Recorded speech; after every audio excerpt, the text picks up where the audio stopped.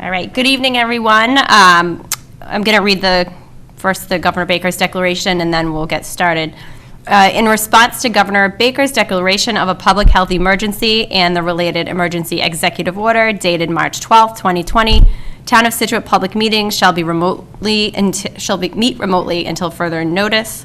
This meeting will be recorded by Scituate Community Television and can be viewed live on cable television channel 9 and will be accessible after tonight on YouTube.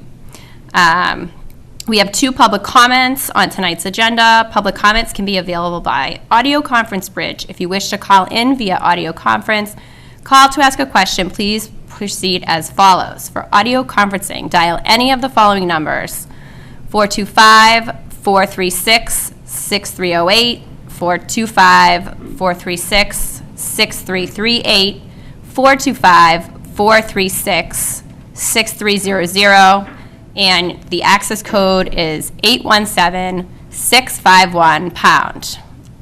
All right, and during the Q&A, you will need to follow the prompts on your phone if you would like to ask a question. So to call the meeting to order, we're going to do a roll call. Brandolini, yes. Lindblom, yes. H, yes. Long, yes. All right, so Mike hasn't come on yet. That's all right. All right, so first order of business on our agenda tonight is the acceptance of minutes.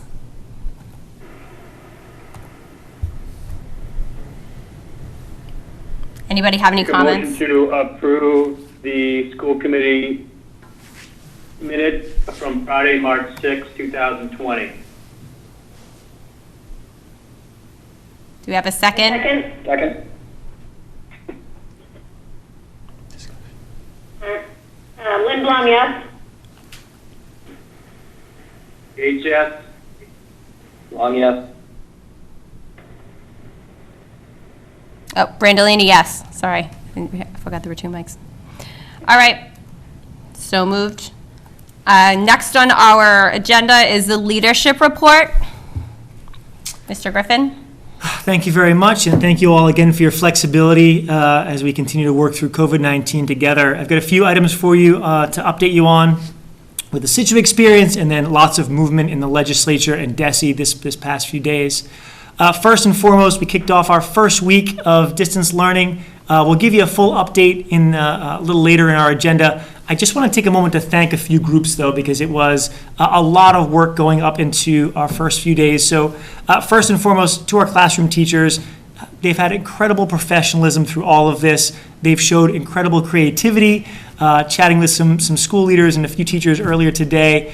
Everything from different projects to opportunities to engage with kids in video chat, engaging with families. It's just, they have thought outside the box and really shown the caliber of educator that we have here in Scituate. I also want to thank our special educators as well. Students with disabilities are certainly more significantly impacted with distance learning than any other group of students for all the obvious reasons, and their incredible commitment to the individual needs of students and again to support families has just been on display the past week or so. Also want to thank the paraprofessionals that work with our students as well. They've jumped right in, reached out to get support with the planning to make sure that modified lessons are done in a way that supports students' needs, and have reached out to families.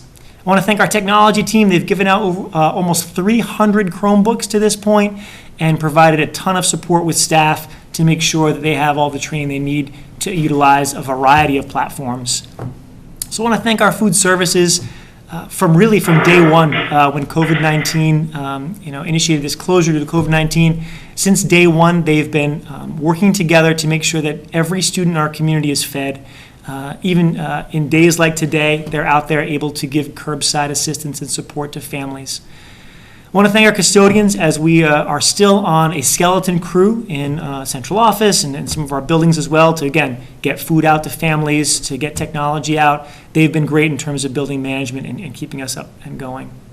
Thanks to our administrative assistants, all of the updates that you get as a community, as the school committee gets as well, they've helped coordinate a lot of the communication that goes out and help coordinate a lot of our efforts at the individual buildings. Finally, thank you to our principals, directors, curriculum specialists. It's thanks to their leadership that we continue to work through these uncharted waters together. They have really helped develop a strong distance learning framework that I think our kids and our families and our community can be proud of. We'll give the committee an update on how it's all going and walk you through the framework again, but I thank you for giving me a few minutes to thank those groups. I also want to share some non-COVID-19 news for a change and take a moment to celebrate two of our educators. We have two Scituate Public Schools staff members that are being recognized as top educators in Massachusetts. First is Miss Adele McCarthy. She was recognized as a semifinalist for Massachusetts Teacher of the Year, like just before COVID-19 hit. And so we were hopeful to do something with Adele to be present and celebrate her with the committee, but obviously due to social distancing, we can't do that. We're incredibly proud of Adele, though. It's, I think, a great honor for Scituate to have one of its teachers recognized as a semifinalist for Teacher of the Year here in Massachusetts. The other staff member we want to recognize, again, also from our middle school as well, is Miss Kathy Wilson. She's been named as one of only 5 finalists for the Patriots Hall of Fame Massachusetts STEM Teacher of the Year. So Miss McCarthy, a semifinalist for broadly Massachusetts Teacher of the Year, and Miss Wilson, a finalist, one of 5 for STEM Teacher of the Year. Both teachers really just exemplify our commitment to students, our commitment to excellence, and our focus on crew, on collaboration amongst our staff. We're so proud of them, and we'll keep the committee certainly up to date as we hear more about their status in the next couple of days. Next, I've got 2 principal items that I want to share with the committee. The first is just an update on our high school principal search. You can see in your backup the list of screening committee members that we have currently working as part of a screening committee. Mr. Gates is the Scituate School Committee representative on the screening committee. We were just finishing up a meeting, 15, 20 minutes ago, taking a look at our candidates. Right now in the process, we have identified 4 candidates that will go on to in-person interviews. We started out with a group of about 16 candidates, narrowed that to 6, went through some phone screenings and other search criteria, and have now narrowed that just this afternoon down to 4. We expect that we'll do our in-person, air quotes in-person, video screening, if you will, interviews the week of the 20th. We're currently slating the 22nd, 23rd, and that'll be tentative based on your conversations here tonight, certainly. We're also very cognizant of the search, the superintendent search that continues, and we want to make sure that we continue to work together to time our search for the high school principal with the committee search for the superintendent, so that whomever is selected, he or she has an opportunity to review the finalists and ultimately have voice in the selection process as well. We'll keep you up to date as new information changes, and once we have finalists, we'll announce those formally with the committee. And finally, I want to recognize that Principal Linda Whitney has recently announced her retirement from the Scituate Public Schools. Linda has over 36 years of experience in education, 11 of which as a Wampatuck Elementary School principal. She was also the ECC coordinator as well. Linda is an incredible educator and school leader. She actually helped really launch the ECC in its infancy, and the early childhood program that you have today, the robust, strong program you have today, is really due in large part to her leadership at the very early stages and even to today as she is the principal of Wampatuck that houses the ECC program. It's really a big loss for our community and certainly a big loss for our team. But we understand that it's time for Linda, and she has expressed that she's ready to retire as well. She and I were chatting just today, and she was telling me this is a bittersweet moment for her, an opportunity to spend more time with family, but that Wampatuck's really been her family as well. It's sort of her home away from home. I sent out a letter that'll be going out to all staff and all community members here in Scituate at about 7 o'clock that gives further details on it as well. Miss Whitney's doing the same thing as well to the Wampatuck families, Wampatuck community too. We want to just take a moment to recognize her, and I'm hopeful that between now and the end of the school year, there'll be a chance for her, for Miss McCarthy, for Miss Wilson to stand in front of the school committee in general and be recognized for their incredible contributions to our kids and to our community. But for now, it'll have to be in writing and over the phone. A few updates from Beacon Hill. They, like all of you, have been doing meetings virtually and over the phone, and have been working on a number of bills that have been going through, many of which are related to COVID-19 and several affect education here in the Commonwealth. One that I think is probably the most impactful to Scituate Public Schools and to education in general is that Friday Governor Baker signed legislation that allows the commissioner to waive MCAS testing for the remainder of the year. In the wake of that signing, maybe a few hours thereafter, Commissioner Riley announced that he would be waiving MCAS for the remainder of the year. That legislation also gives the commissioner powers to waive the competency determination or CD requirement for high school students. That essentially says that high school students have to pass an MCAS exam in order to graduate. Obviously, if you waive MCAS, you've got to make a modification and exemption for the competency determination for our high school students as well. So you can see that there in your backup as well. And Commissioner Riley's information is linked there for you. If you want to learn more about competency determination, you've got the hyperlink there as well to right to DESE's website, so you can take a look at that too. Lastly, I want to just give you an update about the Student Opportunity Act. At our last meeting, the committee approved the... Hi, Mr. Hayes. How are you? Good. We just started. I had to find the right number that worked. No worries. I think we've got everybody. No worries. Now, just finishing up with a leadership report. So I was just saying, the last meeting, the committee approved the Student Opportunity Act plan for Scituate and the vision for Scituate. We expect to get final information from the commissioner in the coming days. The legislation that the governor signed gives the commissioner the ability to move that deadline, and now we're just going to hear back from the commissioner about details to do the upload. That's what I've got for you for the update. Open up to any questions that you might have.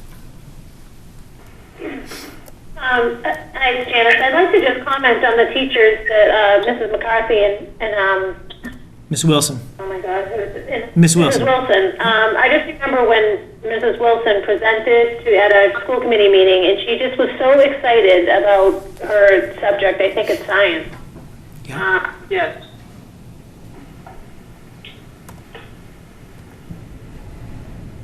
Yeah, she represents Scituate very well, and again, STEM Massachusetts Teacher of the Year, one of only 5 in the Commonwealth. I think Scituate is fortunate to have 2 incredible educators, both semifinals, finals. McCarthy. I mean, I'm sure I've never I've met her a couple. That's just my memory of Mrs. Wilson.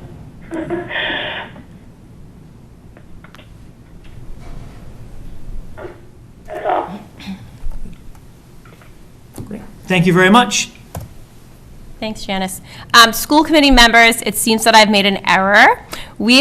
Could we please go back to our minutes, because we only approved our March 6th minutes, so if we could just take a minute and rewind, and now Mike is with us too, so we can go back and look at April 1st as well as April 8th for approval, and then just because of just so we don't talk over each other as we've been trying to do in the past, we'll just do, I'll do a roll call and you can just say yes.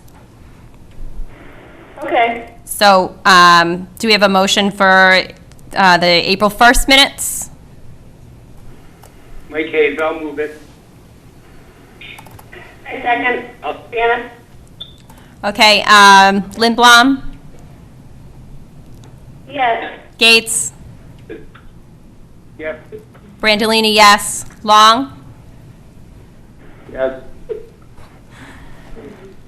and any motion for the April 8th meeting? Gates, yes. Lindblom, Are we on the April 8th minutes? yes.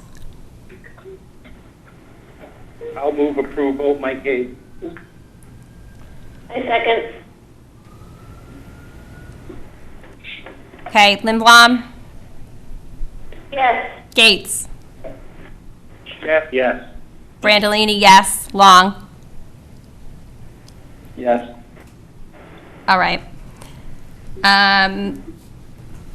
Any other comments on, so we did want to just also bring up that we need to post some of our minutes from previous meetings online, too. We will get on that. Thank you Okay. for reminding us. I think it's from January or so is our last post, but We'll have it double checked. We'll make sure now with these as well, we'll get them all uploaded. Thank you very Excellent. much. thanks. All right, so we're at our first public comment. So we can open up our phone lines. If I could just interject for a moment, I think we had the public comment after the presentation for distance learning, just so people could hear the Yes. presentation, then offer Oh, did we their- not do that yet? Not yet. Okay, we just did leadership report. Okay, moving on. Distance learning update. So I thank you for that. We'll be brief with your time for sure. What you have in your packet is a summary of the first week, the lead up in the first week of distance learning. You'll hear from myself for the first couple, then we'll transition over to Ms. Arnold, who will tell you a little bit more about curriculum instruction assessment, and then we'll end with Ms. Mullen, who will give you some perspective on special education as well. So you can see your slideshow, and that's uploaded to our website as well for community members, so you can take a look at that too. Again, just as a reminder, there's really 4 components to the SPS distance learning framework. First is educator planning and coordination. Then we talk about curriculum and assignments, classroom community time, that time where teachers and students can connect in some way, and then feedback and grading. I'll start with just the prep for distance learning. Again, we use the week of March 30th really as a ramp-up week for our staff. Staff spent an incredible amount of time meeting together, doing virtual planning meetings, coordinating on modifying assignments for special education. Really, the distance framework began with those first conversations between staff to make sure that the curriculum that we have and the assignments that we were looking to give meet students' needs and are appropriate for each grade level. The other thing I wanted to share that I think is helpful is that part of that week, all of our staff had to self-assess and work with each other to identify what needs they had for technology. So a lot of that week was identifying the kinds of platforms that made sense for the age level of students or the content that was being taught, and then either ramping up the training for staff and or ramping up the training for students and families as well, if it was a new platform for everybody. As I'm sure you know, assignments and agendas went out Monday, April 6th. A large majority of our assignments are posted through Google Classroom and Class Dojo across the district, although there are some other platforms as well, again, apropos to the individual student's needs or to the age level and grade level. Students attended classroom connection time through the week as well. We typically used Google Meet and Zoom, although there's certainly some other platforms, including document sharing platforms and other chat and discussion platforms. Flexibility was given on the due dates, as Friday is Good Friday, observed as Good Friday. And assignments range from like that text and document analysis to class reading to math skill sets. And there are even a number of teachers and families who are just sharing videos to keep that culture alive. You know, birthday wishes and thank yous. Our high school still does the morning announcements, just does it virtually. So everyone's really trying to pull together to find a way to maintain that sense of classroom culture and school culture as we continue to think about learning in a really different way. I'll turn it over to Ms. Arnold, who will talk a little bit about curriculum instruction and assessment. Thank you, Superintendent Griffin. So we had a great first week. It wasn't without its sort of stumbling blocks, but overall I think that the teachers felt really good connecting with the kids. The kids expressed that they were very appreciative of that ability to connect. But specifically, I'll just kind of go through the slides that talk about the specifics, the 4 specifics in the plan. So there were a number of department chairs, person coordinator meetings with grade level teachers. And what they did is they planned and they made sure that the teachers had everything they needed to start off the week, and that if they could answer any questions, they did. If teachers had any questions they couldn't answer, they came to me. We had many discussions that could help make sure the teachers felt as comfortable as possible going into this new frontier. They're going to maintain those kinds of meetings as well, so those will be ongoing. it's really good to have them get together too. With the department chairs, they're so high capacity that they always bring lots of solutions and help the teachers in this time when they're struggling at times. It helps them keep them sort of stable and encouraging them that they can do this and they're doing it together. The teachers did post their assignments and agendas on Monday, April 6th. They all did it as they said they would, and we asked them to do.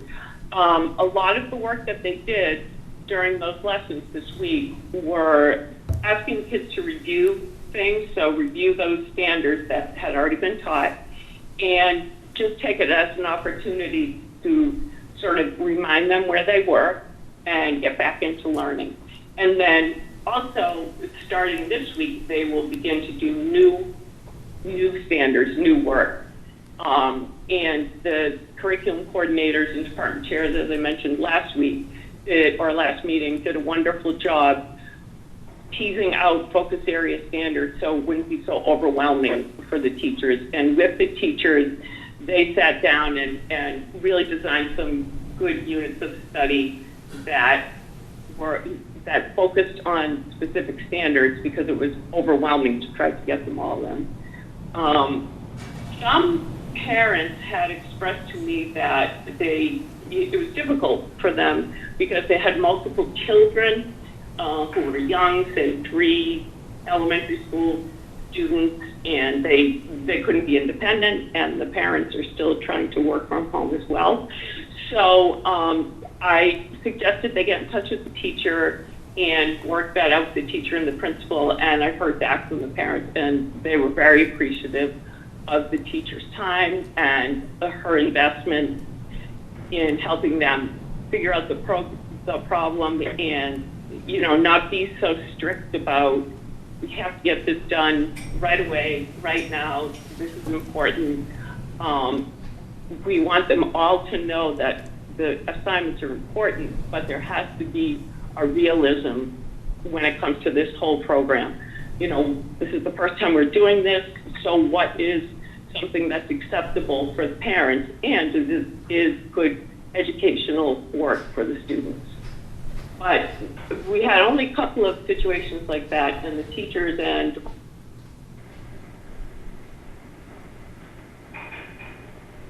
figuring out how the parents could work around any of the issues they brought up. I think number 3, classroom community time, that's what I heard the most about. Teachers were so happy to see those faces of their kids during that once a week meeting time where they would either have discussions about work they were doing. Some of them used it for some open circle before jumping into academic work. The students had an opportunity to work with and connect with their peers, so that was they really appreciated that. I think that's what they liked more than anything, to be honest with you. But that's okay. It was really, in this time, there's so much anxiety, and it gave everybody commented that they felt better having more of a structure, and it felt more quote unquote normal. So that was good to hear. And my last one, feedback and grading. So this one is an interesting one because it is so far away from anything we've done as a public school district, K through 12. And so the last term's report cards were posted today. The dissemination of the IEP progress reports were posted today as well, or went out today, I should say. When we sent that out, because we had originally told people about this new grading system we'd be using for the last term, which is credit, no credit, we sent them a reminder that it's not, please remember that this is using the old grading system, for lack of a better word, the grading system we've always used, so A, B, C, D, F for a secondary, and then for elementary, it's different in the younger grade. So we wanted them not to be confused by that because there's a lot of information to keep straight. And then, as you know, we will be implementing the standards-based grading system for credit or no credit, and we have worked those out really well. I think the teachers all understand, principals, department chairs, curriculum coordinators, all understand how to determine if a child has received credit or not, depending on the work they've submitted, what's their participation rate, and the most important things is that they communicate to their students criteria for success. Especially in this time of a grading system where it's not anything we've done before, it's unfamiliar, so that communicating those criteria for success in the feedback is critical at this point. And, it's a good opportunity for us right now to think about how we can use this moving forward, right? How maybe we can look at our own grading system differently in the future, but that's a silver lining for this. And the other thing is the teachers, the schools, I should say, principals have put these out. They're keeping track of the students who did not participate in any of the learning. So they weren't there at the community connection, the community classroom time. They haven't been involved in any of the Google chats, or they haven't reached out to the teacher at all. They kept track of it, and the plan is for the teachers and the principal to reach out to the families to find out why and what can we do to support you, how can we make sure that your child will learn. I will say we've passed out 328 Chromebooks to date, so we have done a lot of work to make sure people have devices, and we still have a few left, but I'd like to thank Rich Long because he really worked hard to make that happen. Thank you, Jen. Much appreciated. And we'll turn it over to Ms. Mullen, who will talk a little bit about special education in our distance learning framework. Ms. Mullen? Sure. So as I stated last time, our special educators and our related service providers continue to work with general educators and with the curriculum to provide the accommodations and modifications, as well as to provide some co-teaching opportunities for their students. The related service providers, they have been working more in the asymmetric learning strategy by providing lessons, videos, links for families, and providing their community consultation time with families.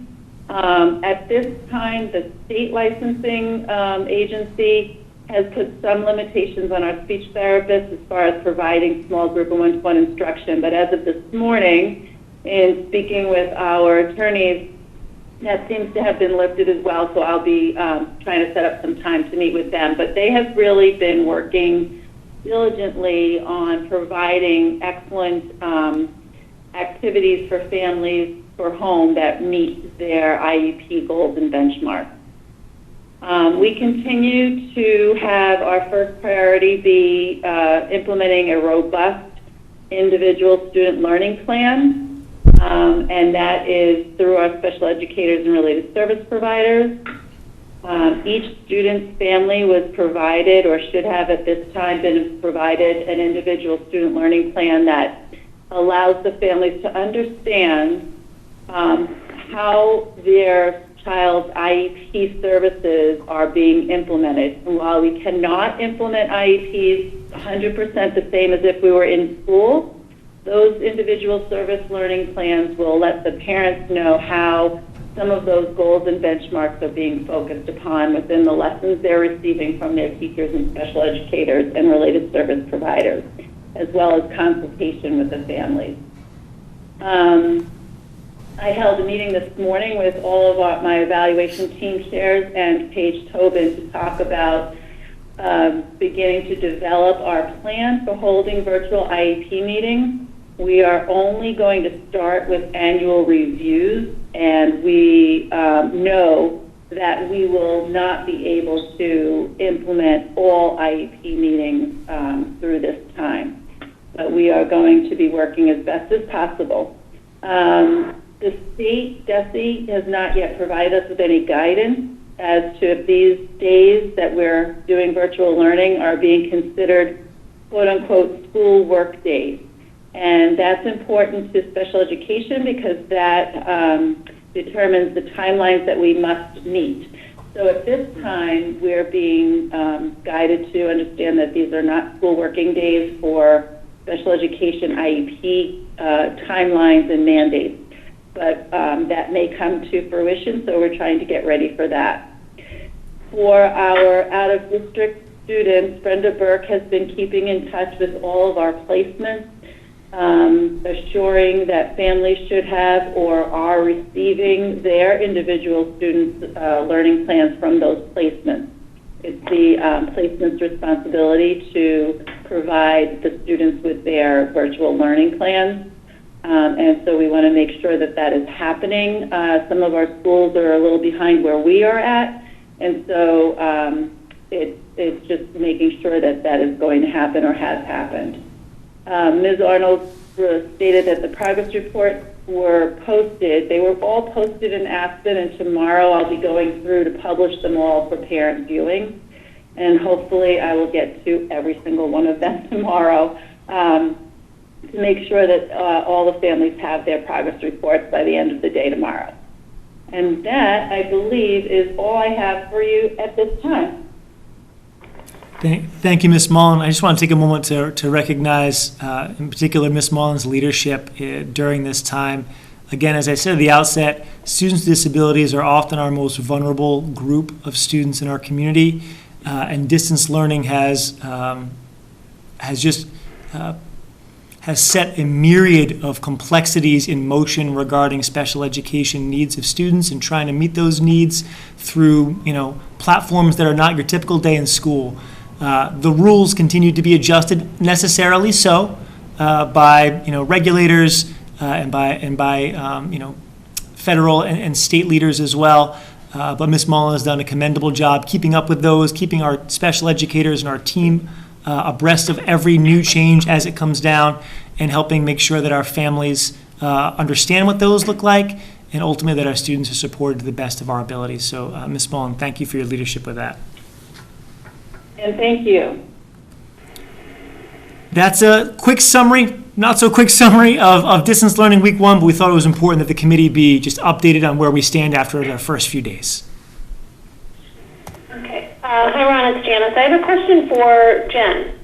Have you had, and I think I received an email about this, have you had any families or parents ask about hard copies of lessons? I've heard that some families may or may not have access to printers.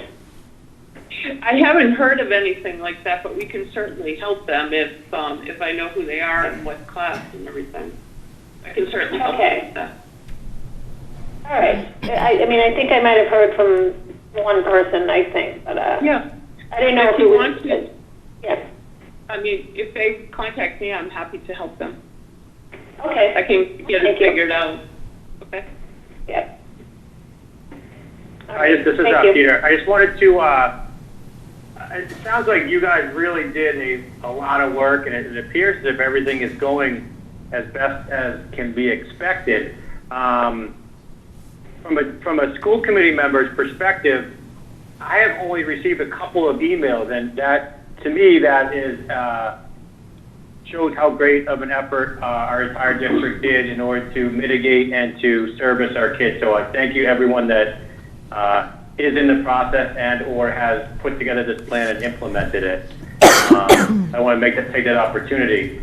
Jen, one question for you is, you stated that there was some level of population who hasn't attended the community learning time. Do we have idea of numbers of that, and can we really make an effort to make sure that we focus on that group, and if accessibility in terms of the Chromebook is the main reason that we try to be proactive with that? Absolutely. So that's what we're doing. Peter. The principals, if the teacher reports to the principal and the teacher make a plan, whether it is a Chromebook, accessibility, it could be something else going on at home. And so we want to, the teachers are really cognizant of that, and it is something we've made very clear to them. They want to do it anyways. They want to all their students to be successful because they're Scituate teachers, and that's who they are. And so they are really being vigilant about it, and we will not, if in our power, we will not let any student fall through the cracks or not be able to access education. Okay, and I'm guessing it's not as simple as them not having a Chromebook. It's probably more complex issues. But if it is, I don't know the numbers of students, but you had referenced that we have whatever it is, 20-something Chromebooks left. Do we have enough Chromebooks to satisfy all of the current requests plus those potential additional ones?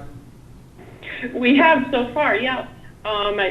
We've done a really good job meeting parents who have asked for Chromebooks. We've set up a system for them to be able to come, originally central office, but now it's at the high school in the high school lobby. We give them 2 hours a day to do that, but now that we have some left over, I think we need to contact those parents who still haven't picked them up, and maybe there is another, maybe we can find out why they haven't picked them up and move forward from there, because some of them have been sitting there over a week. Yeah. So I think that's the next phase we should enter into. Yeah, no, I just want to make sure that, I don't know the population of students that has not logged in.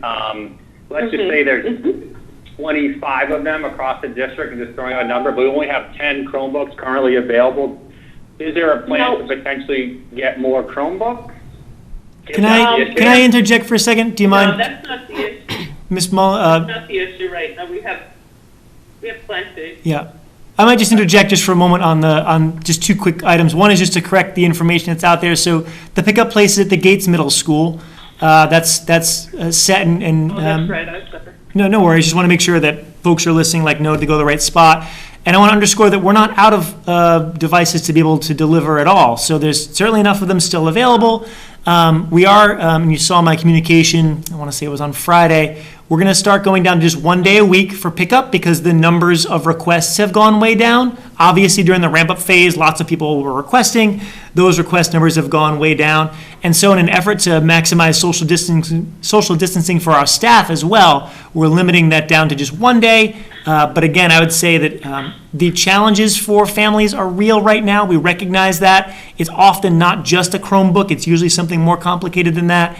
And I would echo Ms. Arnold's statement that teachers and leaders reach out to families if we're not hearing back from kiddos to say, hey, what's going on and how can we help? And that may be through a number of reasons. Technology certainly could be one of them. But now that we're a week into it, it's usually something a little more complicated than that. And that's why we've got our wraparound services and our related service providers available too. Okay. You all set, Pete? It's Mike. I am. I just wanted to say to all the administration and principals, what an amazing job that has been done. I mean, people are reinventing education, and the amount of work to get Scituate to where our kids are learning every day is truly amazing. The teachers I know, and I know I've talked to a few over the weekend, are working so hard, and it is going to school and teaching is easy compared to what they're doing now. Whether it's online with lessons and Zoom classes, taking phone calls from students. It is a long day for our teachers and all of you, but it occurred to me this weekend how hard everybody is working, obviously, and how hard the teachers are, and that's because of their dedication and expertise and their caring. So it's amazing. nobody wants to be doing this, and I hope this isn't a sign of the future, but amazing work is being done. So just wanted to say that. I agree, and to echo Mike too, I think there's been a lot of really awesome collaboration that's gone on through all of this too. It's like a silver lining to see.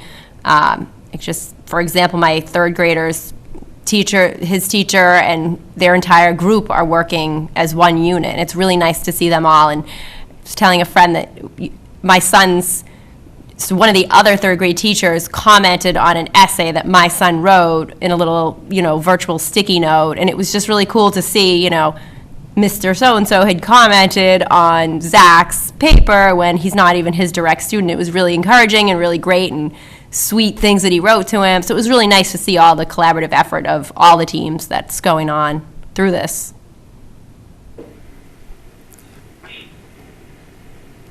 Yeah, this is Mike Long. I just want to add one point, and it really goes along with what Nicole just said. Last night I got an email from my daughter's 6th grade team, and you could see the amount of work that the team put together to send one email out to every kid.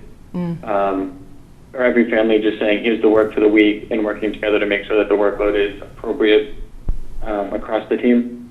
And even while we're on this meeting, I got an email from one of the teachers just reaching out to the kids and saying, hey, I know you're working really hard.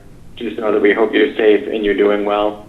On top of the amount of work that the teachers are doing behind the scenes, that, people aspect behind the scenes where they just want the kids to be healthy and do well on top of, or even more than, just completing the assignments that are out there, has been extremely evident. I use the 6th grade as an example, but it's been across the board with all the emails I've gotten over the past couple of weeks. Right, and also the specialists too. Some of the assignments have almost been a break from some academics in my house. It's like, it's almost, you look at it like another thing to do on the list, but then once the kids start doing it, it becomes something fun and enjoyable, and go outside for PE and do this and that. It's, and some of the art projects have been really fun to do, and I think, that's the best way to learn, when it's fun. So that piece has been really well done as well from all of our specialists. Hi, it's Janice. I don't know if I can say anything more, add more to what everybody else has said about the teachers and their efforts. And, getting email, I have 3 kids in three different schools. And, I joke that it's like, I have to leave for work, and I'm asking, it feels like a corporate, Fortune 500 company. I'm asking my kids, like, all right, who's on their Zoom meetings today? But, everything's going smoothly in our house. So, and it's the schedules that are put out, it's and the information and the notes. It's so wonderful. Definitely. I'll close, if I can, on distance learning with, we've had a really good launch. We're proud of the good work that we've done to this point. And we also recognize that it's still a work in progress. You hear a lot in my letters this idea that we've reinvented education. We really have. And we know that with that comes imperfections too. So our next phase is starting to do some self-analysis. In the next couple of weeks, we'll be getting some further input from stakeholders, from teachers, from students, from families, to get a sense of how is it going, how's that pacing, how's that workload, is this meeting the expectations of our community? And as we said at the outset of this process, and we're ready and able to calibrate if we need to calibrate too. So really proud of the work that we've done, but also acknowledging that there's still work to be done, and recognizing that the landscape may continue to change over time. So our next phase of the leadership team is to start to just self-reflect on the process, on the framework, and how can we keep evolving and adjusting to make it better to meet the needs of all kids. So I thank you all for the kind words, and appreciative of that, and looking forward to continuing to tweak and adjust to continue to make this meet the Scituate expectations. All right, thanks, Ron. Now we can open up to public comment. Okay, so Kim got kicked off, so I'm going to give this a shot. So if I inadvertently disconnect anybody that's waiting to speak or ask a question, they can email me their question and we can answer it at the next opportunity for questions at jlindblom@fit.org. Okay. Q&A session has started.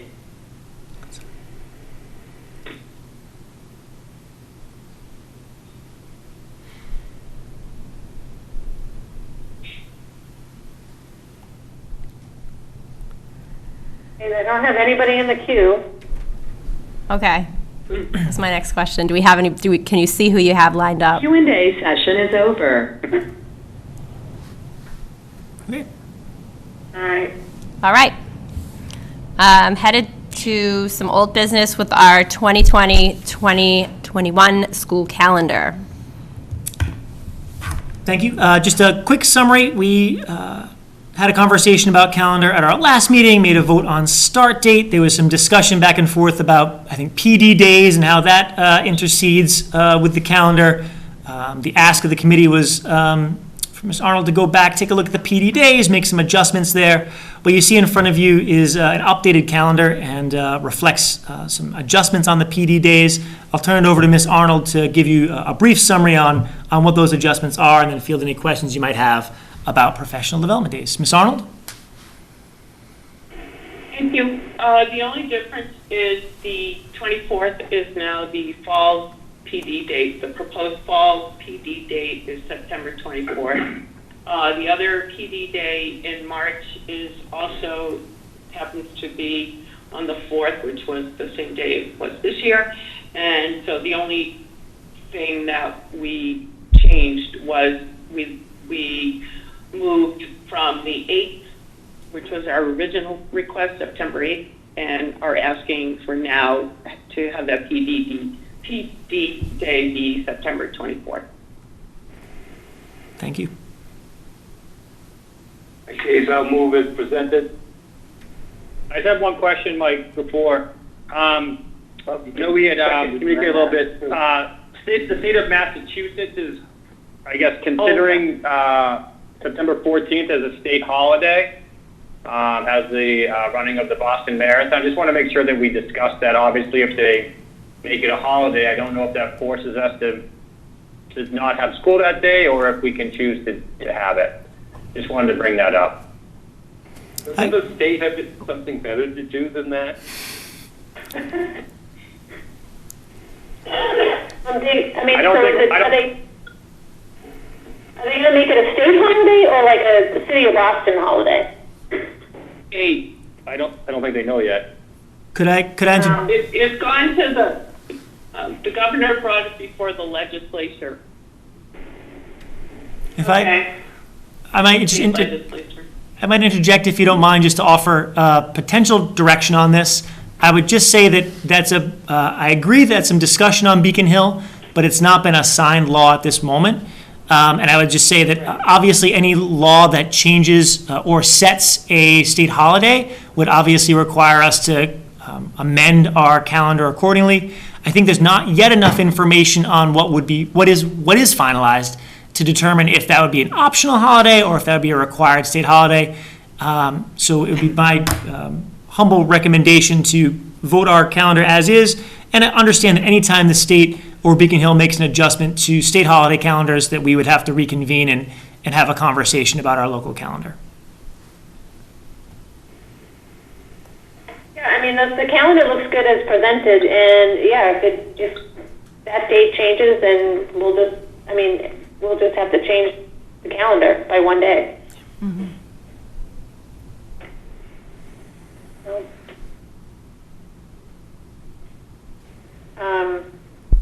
And Jen, I know that the reason that we had, or one of the reasons that we had asked you to go look at this was simply, the multitude of days that were off right around the Labor Day holiday. And you felt it was important to have the PD day specifically, or most especially for the rollout of the elementary new math program. Correct. I'm comfortable in moving it out to the 24th date, Just want to make sure that you had buy-in from the teachers as well. Yeah, yes, I did.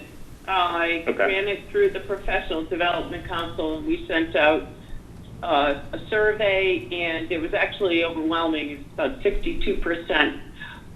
Great. Wanted it on the 24th. Excellent.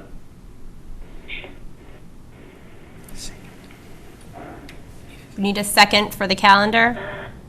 I'll second it. I second it. Okay. Roll call vote. So Lindblom, Yes. Gates, Yes. Brandolini, yes. Hayes, Yes. Long, Wait, I can barely hear you, I think Paul, so. your gate sounds like Hayes, so. oh, Hayes, sorry. yeah. Gates, Hayes, Go alphabetically. Gate, yes. Long. Yes. Okay. Sorry about that. I'll try to be louder. Okay, you're doing great. No, it's not that you can't be, it just sounds, at least on my earphones, it sounds similar. Okay, I'll go alphabetical order from now on. Moving on. All right, so new business. We have we're recommending and requesting authorization to negotiate some external service contracts. And I'll tell you a little bit about that, give you a primer on it, and then certainly open up for some conversation. So as I'm sure you know, COVID-19 has impacted everything in the Commonwealth, and schools certainly impacted as well. One of the items that has been impacted has been external services. So not the contracts that the school committee signs with all of our labor groups, our 6 labor groups, but all the external contracts, things like external transportation services, technology services, our out-of-district special education services, both residential and non-residential, utilities contracts, a variety of services that Scituate Public Schools and therefore the town of Scituate receive has been impacted due to COVID-19. Some of those things are apropos. Special education services in certain programs can't occur, just like they can't occur here. We've got to think about a new way to do it. Other services can't occur at all. So, for example, transportation contracts with First Student for our METCO program. We continue to pay that contract, understandably so, but we don't get any service at all, not even a modified service, at least at this time. That said, we'd like to recommend that the school committee authorize myself and as in any designee, typically Mr. Donlin, the authority to explore renegotiating these contracts. I'll just share with you my philosophy in general on these cases. It's my strong belief that it's important that all institutions, including Scituate Public Schools, continue to provide some compensation to these companies so that they don't go under during this time of extended closure. If every organization that works with these companies pulls out of their contracts or ceases payment, then these services won't be there for when school does open and when a typical day does look like a typical day. So that's important. That said, there are cases in which it would be apropos for these organizations, these companies that we work with, to make an adjustment to the amount that we pay, given that our service does look different in some ways. There'll be some cases where that'll make a lot of sense and be really straightforward and easy, and other cases where it just may not make so much sense. That said, we'd ask for your broad authority to explore renegotiating these contracts, either individually as Scituate Public Schools, or in some cases as a consortium or region, especially when it comes to things like transportation and some of our out-of-district service placements at large. Lastly, it doesn't mean that this authorization doesn't necessarily indicate that all contracts would be renegotiated. There'd be some cases in which the exploration would yield that it wouldn't make sense for any party to that contract to renegotiate it necessarily, but it would give us the opportunity to try to save the taxpayers money where it's appropriate while still ensuring that these services and these companies survive along with all the other institutions that need to survive this extended closure so that when normalcy recurs, they're back and ready to welcome our students with their services as well. I'll certainly open up to any questions you may have, and and to myself and to Mr. Donlin, who may be able to give you some further granular detail. It's Janice. I have a question about the first student. I thought we had our own driver for the MECO program. I can answer that for you. So we have a. I'll get started. Go ahead, Ron. I'll get started, Paul, but then hop in, please. We have 2 buses for the MECO program. One is our own local, and one is still first student. We have been in the process of trying to bring all of the MECO transportation under the auspices of Scituate Public Schools and therefore our town, for reasons just like this. Us being in control of our services allows full latitude, but we're not there yet. We only have 1 bus that is local. The other bus is through first student. Paul, any? And the other first student contract we have is with for Norfolk Aggie. We have students to go to Norfolk Aggie, and that is run out of the Rockland Park and Ride, and it's a consortium of individual towns led by Abington, as a matter of fact. They run that contract, so we're part of that consortia, as Ron has stated in our group contract. Okay.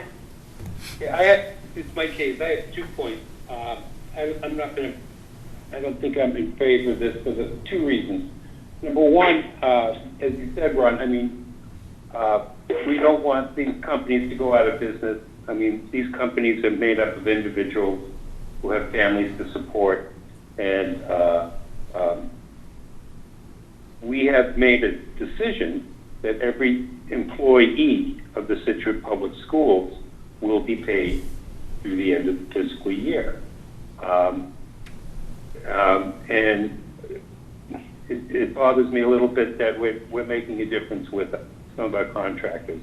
My second point is, if the Scituate Public Schools grinds me as a contractor in April and May, you damn well better be sure that I'm going to grind you on your next contract. So I wonder if it's wise to do.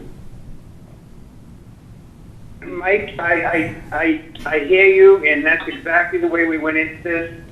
But we ran into, with DESI and with the DOR, Chapter 41, Section 56, which governs contracts, that says, you know, you don't perform the work, you don't get paid for that. And that's what we're up against right now. I understand, and believe me, in all the calls that I've been on, the only person that can hold up any type of payment is the town accountant for any city and town, and they are governed not by school committees, board of selectmen. They're governed by the Department of Revenue in the state. So it needs to be on a state level, Michael, and only that. This is what we're thinking out loud. It may not come to pass, and we may end up, you know, getting some guidance that we don't have to do this, which would be great. But we haven't got that guidance right now, and DESI and the DOR and the governor are not in sync with this yet. Well, so we just want to. Go ahead, Paul. I'm sorry. No, and then we just want to be, in case we do have to negotiate, just in case, you know, the building has been, like with us, Michael, we are probably using 10,000 kilowatt hours less during the month of between now and May 5th. And as is each one of these other places. For students not using gasoline or diesel fuel. So those are the types of things that we'd like to get a little bit of a break on. And I think that's what the business managers and the town accountants are trying to get together on where we land on things such as that, Mike. All right, my third point would be then, if the state isn't sure what they're doing yet, it might be prudent to wait for the state to make up their mind before we proactively go out and start grinding people.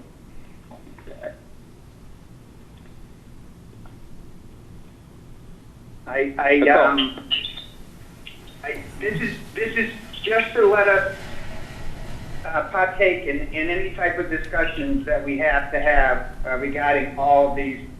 The technology service contract, I mean, those are ones I think we can handle. If we don't, do we get an extra month? Do we get the baker's dozen? Because we didn't use that technology contract during this crisis. Do we get the baker's dozen and then next year it becomes an 11-month contract? Maybe. Things like that, Mike. That one. But it's the utilities contract. I mean, that's set in stone already. I have that. That is all the way through December. It's the transportation contracts and the special education placement contracts that the Jesse is worried about, as is town accountants. And by town accountants, that means business managers are worried about those too, along with superintendents. And all this does is gives us some sort of latitude to join in, and if we need to, just for electricity and natural gas because they're not using it, and get a little bit of a break. But Paul, on the utilities, don't we get charged for the actual usage of that? Yes, we do. So if we're not using it, then we're not paying for it, so it's reducing our costs. Correct. Yeah. But so what do we need to negotiate? North River Collaborative's not using their buildings either. South Shore Educational Facility's not using their building either. Pilgrim's not using theirs. So they're not. So they have a set number of kilowatt hours that they're expected to do, and we're looking at taking out. Those are the types of things that the town accountants and business managers are looking at. That's all. If I could maybe just interject as well, I think, the global view on this is simply that because COVID-19 has shut so many things down, and everyone's a little bit on uneasy ground about that, there maybe just be some opportunities to pass along some savings to our taxpayers as well, with no intention of trying to grind people for it either. But, transportation is the one that I think is the most concrete. Obviously, you want to make sure that all your transportation employees remain employed so that when the buses roll again, they're all there. But there is a pretty substantial gas savings that large conglomerates are saving on and aren't currently passing that along to cash-strapped municipalities. So communities and districts have started to have these conversations around, should we all come together and say, we'd like to get a proportion of that back? Again, so we keep everyone employed so that when schools reopen, everyone's there, local and service providers, but also so that municipalities don't feel gouged by the service provider either. And there, I would agree with Mr. Hayes, there is that fine balance to try to strike. But please know the intention of this proposal is simply to give us the authority to be able to participate in those large conversations as a possible partner. And some of these transportation companies have already laid off drivers. Even right off the bat, they laid off drivers. And that, right then and there, but then they want the full contract. So that is a big sticking point for a lot of the town accountants, again, and business managers and DESE. And then we got small business loans that are available as long as you keep your employees there. But then those small transportation companies couldn't afford to do that. They don't have enough. So those ones have to be taken into account too. So this is all they're looking at, Mike. That is it. And if we can join in with a consortia, I was only taking a look at certain things as what I was doing. So. Well, I'll give you a personal example. I worked for a law firm, and I was furloughed, and it was very congenial. And the reasons I was furloughed were two: one, for my health, and secondly, I'm the highest paid person who's not a partner. and it's beneficial to both. But that's, the bottom line is, I'm still laid off. I still have to file for unemployment, regardless of the reason. So that's one of the things that's on my mind. Yep. And And, I think and the law firm, like everybody else, is trying to save the business. That I'll have a business, that there'll be a business that I'll go back to. So I understand all that. But Yep. And I think like the example that Paul gave with the bus company that laid off their employees, it's like they laid them off so they don't have to pay them, but they want us to still pay them like they still are employing them. So, I mean, the worst that can happen is that they say no. I mean, they say no, we have to pay what we have to pay. Best case, we can save a little money. Oh, I understand. Yeah, this is a real difficult one. I guess my first question, this is Peter. The first question I have is, do you need the affirmation or the vote of the school committee to renegotiate contracts generally, or is this just kind of an exception because we're in exceptionary, odd times? Yeah, it's a good question. Go ahead. It's that second thing. We don't typically need authorization by the school committee to do individual contracts. But just like whenever there's some global move or decision on a school district, I want to make sure the school committee is aware of it and that there's consensus from the committee before we move forward with something more global. So for, Paul can tell you how many individual contracts we have, dozens of them, and we take care of those individually, and you generally trust our professional judgment to negotiate the best contract for our taxpayers and for our school district.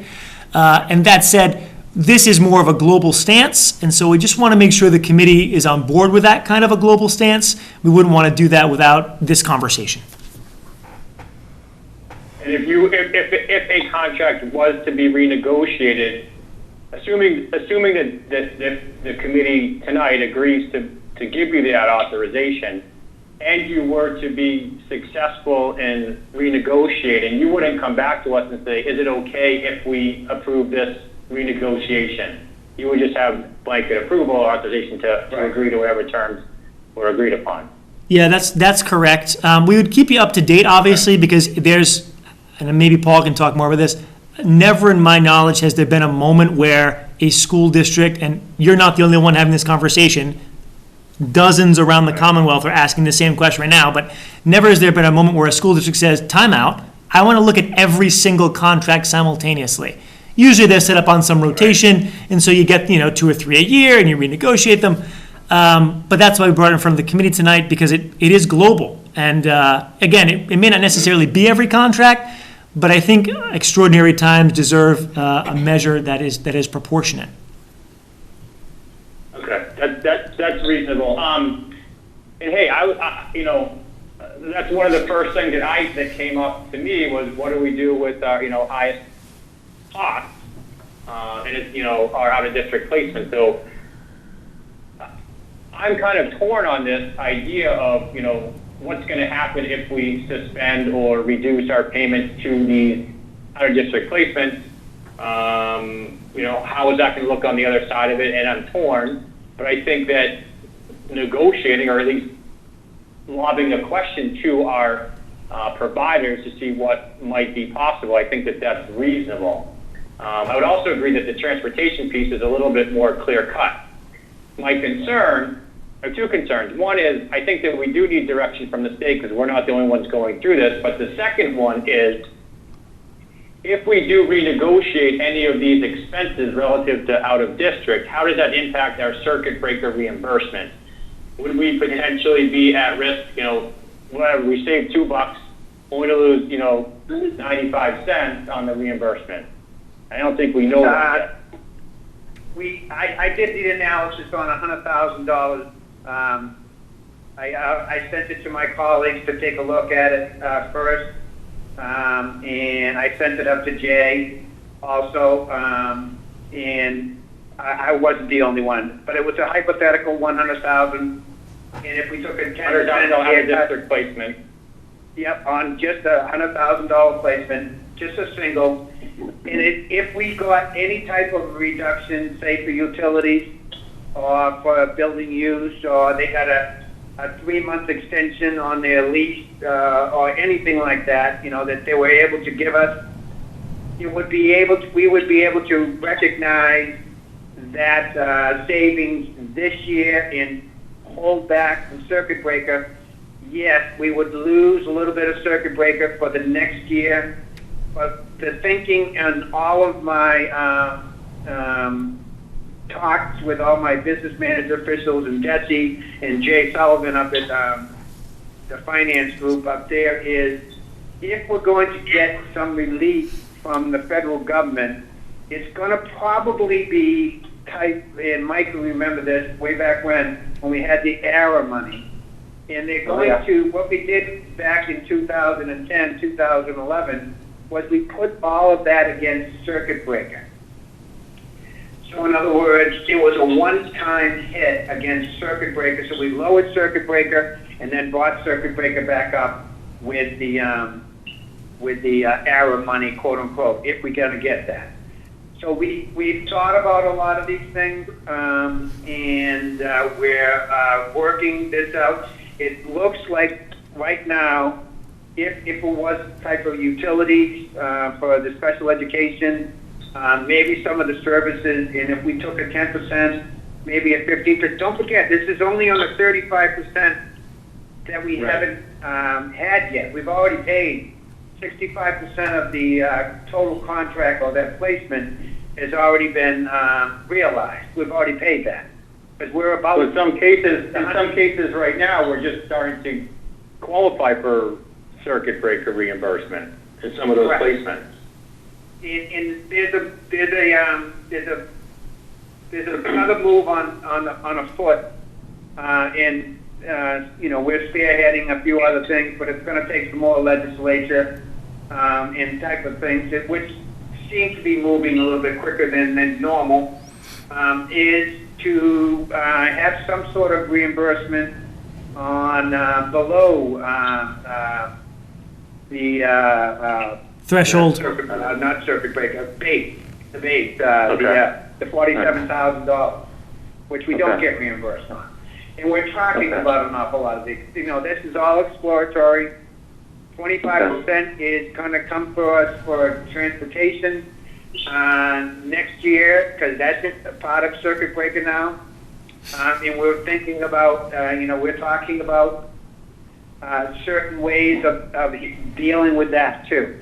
So a lot of things are in play right now, Peter and Mike. I can appreciate that. I just want to make sure what a vote of support would actually mean. And obviously, you guys aren't going to go out and renegotiate drastically different from what other districts are doing. We would expect that. Correct. Right.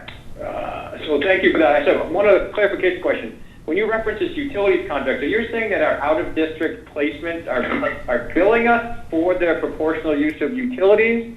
Or are you just saying because they may be benefiting, so they're billing us as part of the expense, but they're not saying, hey, you owe us $25 for the heat. No, but I mean, just like us. I mean, they have a 100,000 square foot building. And they had it pegged at 10,000 kilowatt hours. And they're, for these last month, they only did 5,000. I think that's minimal dollars. I think it's minimal dollars, so I'm fine with that. Yeah. Yep. I had one more question. I am. Thank you, Mike. I have one more question. Is the discussion with the various schools in the Commonwealth and the various town halls is that any savings would go to balance the current year's budget, or would any savings go to free cash? No, it stays with us. It stays with each individual school. Okay. Yep, and that would be in circuit breaker, which you're allowed to carry over for 1 year. I would have to use it as first next year. Okay, next fiscal year. Yes, thank you. Paul and Janice, I have a, oh, sorry. No, this, I just have a question about the out-of-district. Sorry, Go ahead, can I Janice. go ahead? Yeah, I'll be just quick. The out-of-district placements, the residential, and I probably should have asked this, or, a few weeks ago, but are those kids still in their residential placement? So I can Diana answer can that. answer that.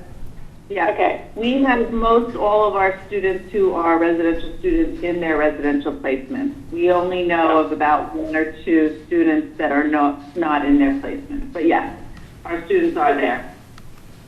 All right. Is that due to the school closing? Sorry, Janice, is that a school closing or is that a parent choice? So each school did it differently. Most of them were because the schools were keeping their students. And I have one school who is highly encouraging parents to take their students home, but not mandating it. Okay. Thank you. Go ahead, Mike. Sorry.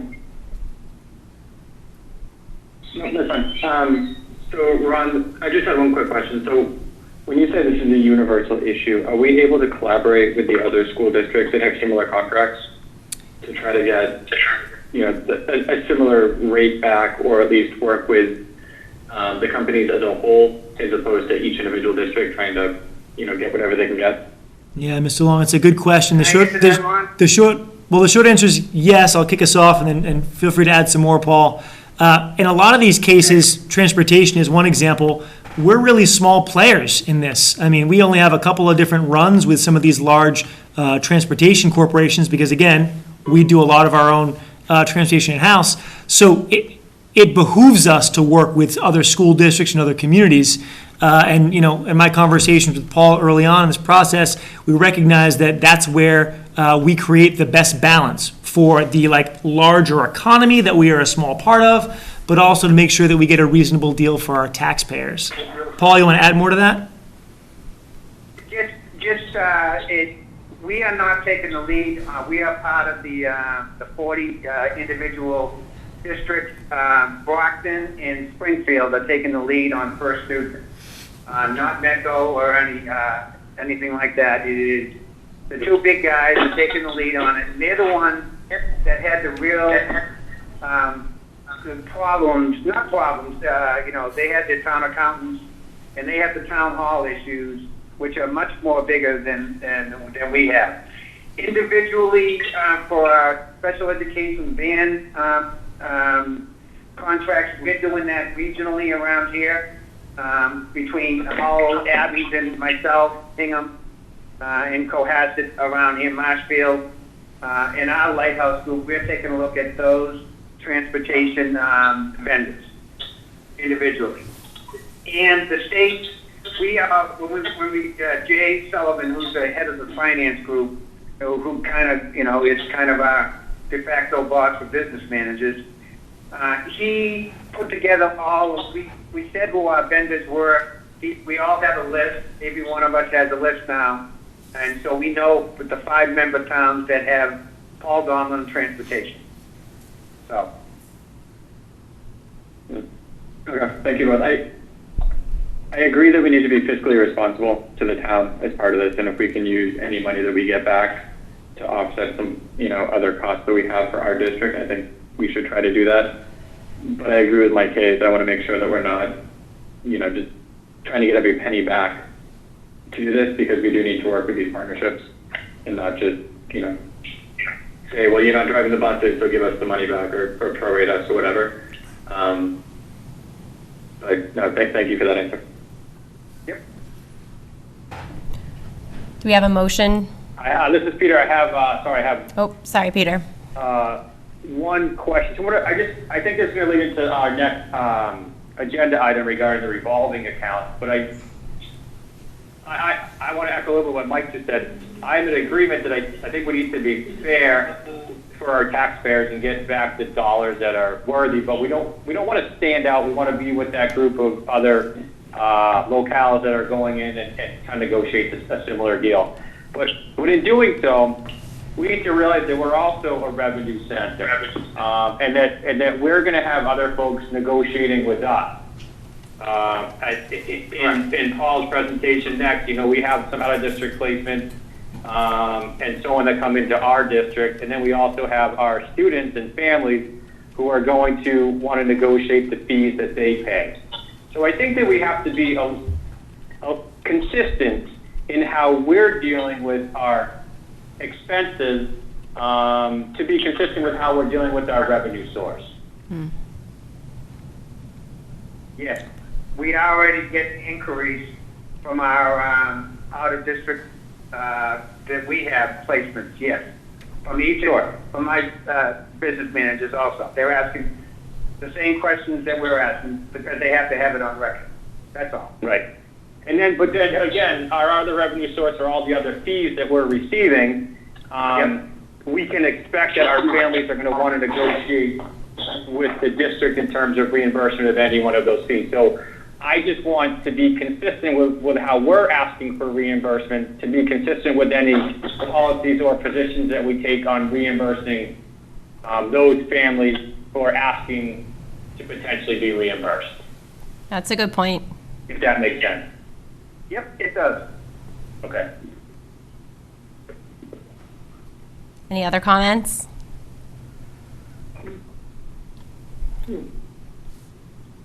Well, I'm going to make one more comment that will explain my vote when the vote comes. I have my case. I have 2 or 3 points. One, I think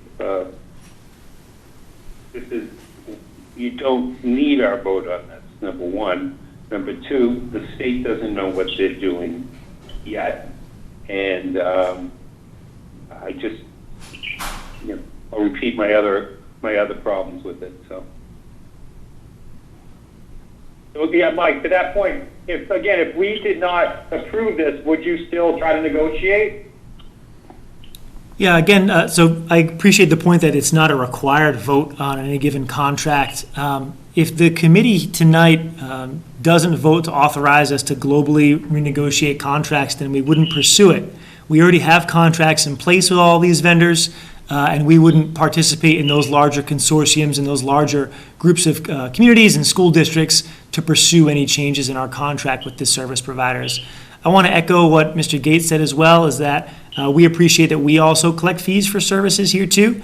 And I think, the overarching theme for me is that we collectively should be reasonable about this, right? If there's a place where a service is obvious and unable to be provided, and there's a way to give resource back, people should think about doing that. If by doing that it means that you damage the institution or push people out of their jobs that we later need to be there for our kids when we reopen, then we shouldn't. But I think it should continue to be sort of professional judgment. But to answer your question, if you vote it down tonight, we would take that as direction and guidance from the committee that that's not something you're interested in Scituate Public Schools, and we would pause on doing any exploration of renegotiating external contracts for COVID-19. I would like to just one more comment about the parallel between what we'll be discussing next is that some of these contracts will be like the fees that we collect. They in that if a company has reduced their costs, then the costs what we're paying them, you would think might be reduced a little bit. I think it's worth exploring. Some of these companies might still be paying employees like we are still paying employees, but some of them might not be. So that's all. That's my point. And if I could maybe add one more thing before you get to your motion and vote here that helps give a parallel of what I'm describing. There are going to be some fees that Scituate Public Schools charges that are directly connected to the way in which we employ all of our staff. And we want to make sure all of our staff remain with us. We want to have the resources to do that, obviously. We talked about that a couple of meetings ago. There are also fees that we charge that are really explicit to a specific service. For example, spring sports. If there's no spring sports season, it would seem reasonable to give back some or all of the spring sports money, right, to families who have already paid in advance for spring sports. So my point is, I think we can be judicious in the way in which we have a conversation about these things to try to be fair to the people who are paying money, Scituate Public Schools paying externally, or families paying Scituate Public Schools, and still try to do it in a way that ensures that the employees of our institution and of all the institutions that provide services remain there to help our kiddos whenever normalcy, returns to society. So I just want to honor that sort of sentiment there. I think that's especially important, and I appreciate the parallel between the external providers and Scituate.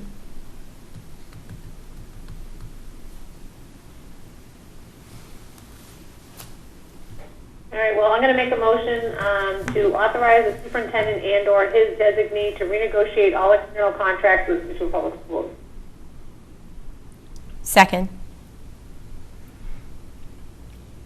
Roll call vote.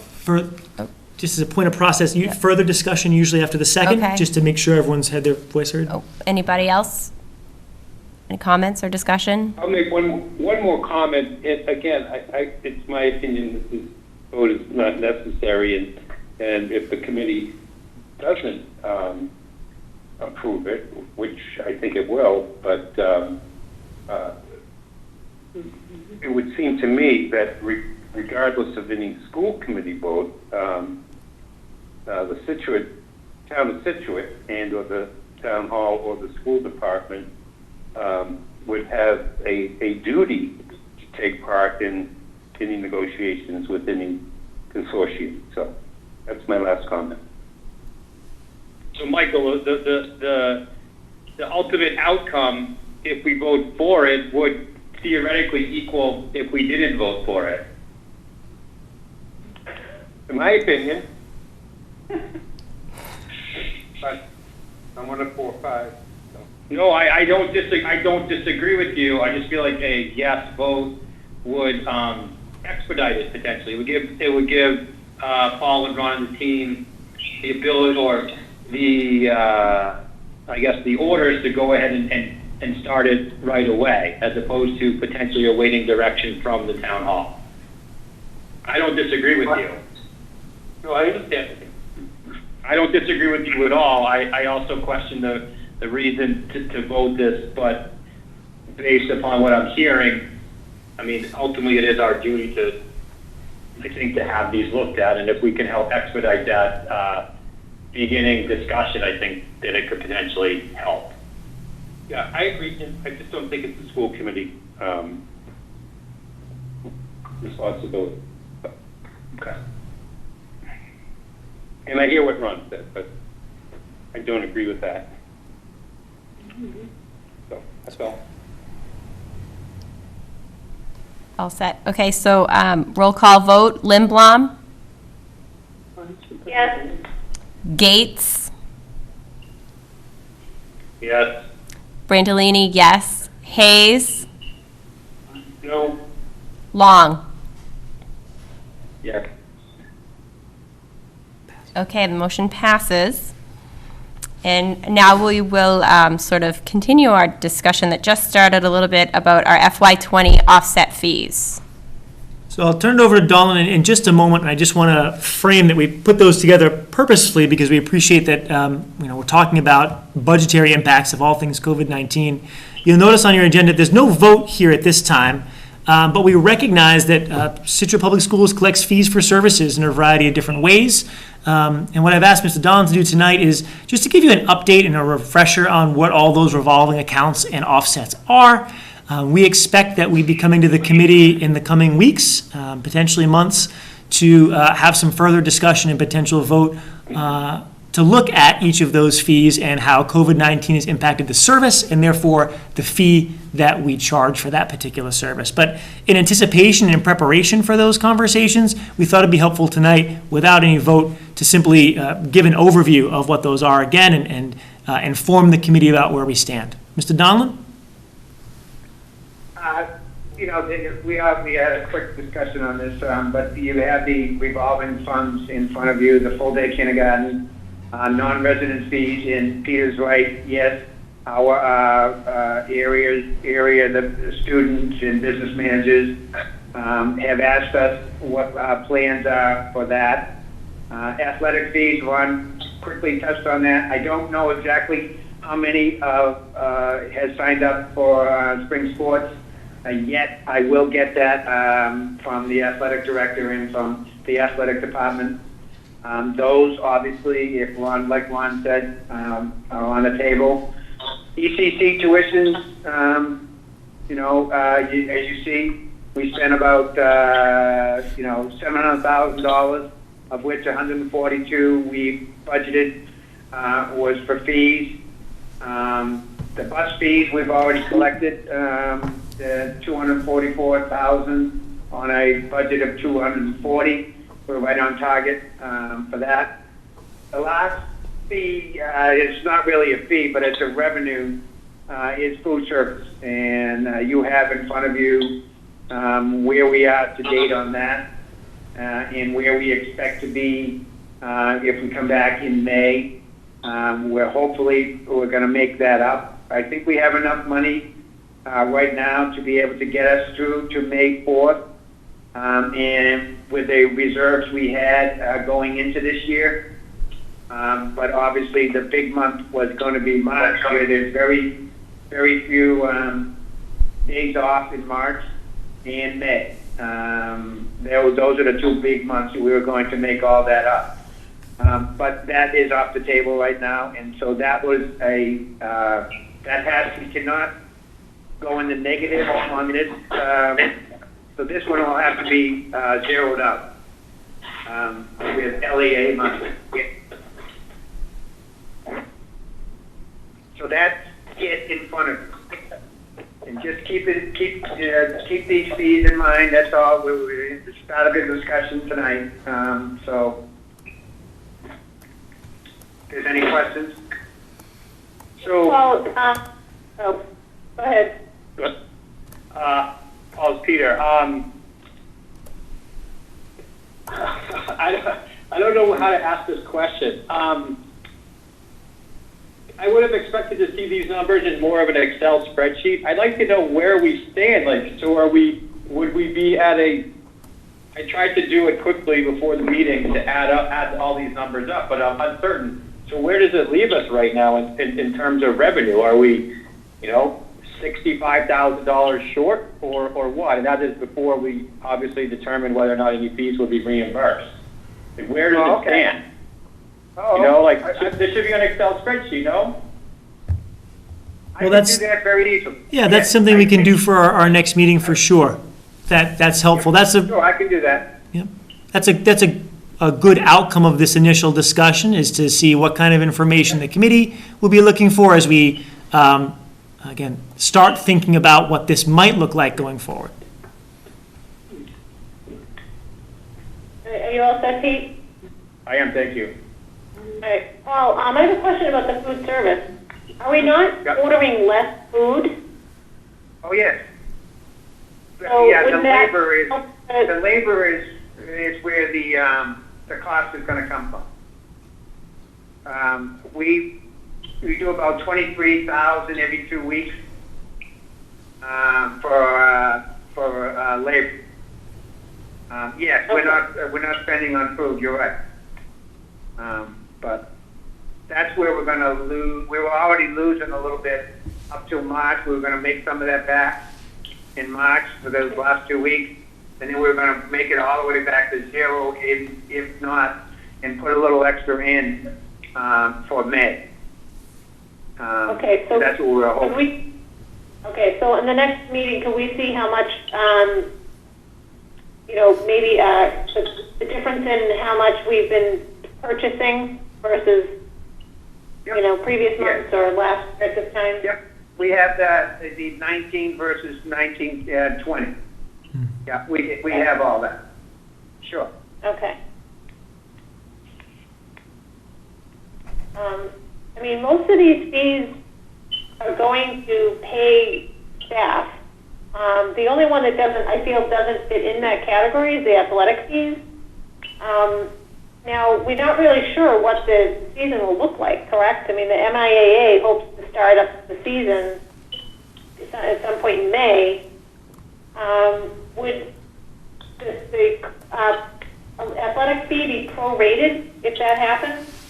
So I'll hop in for a second there. And the purpose of tonight's discussion is just to give you an overview of the fees and offsets. That's a really valid question. There's no answer to that yet because we're not there.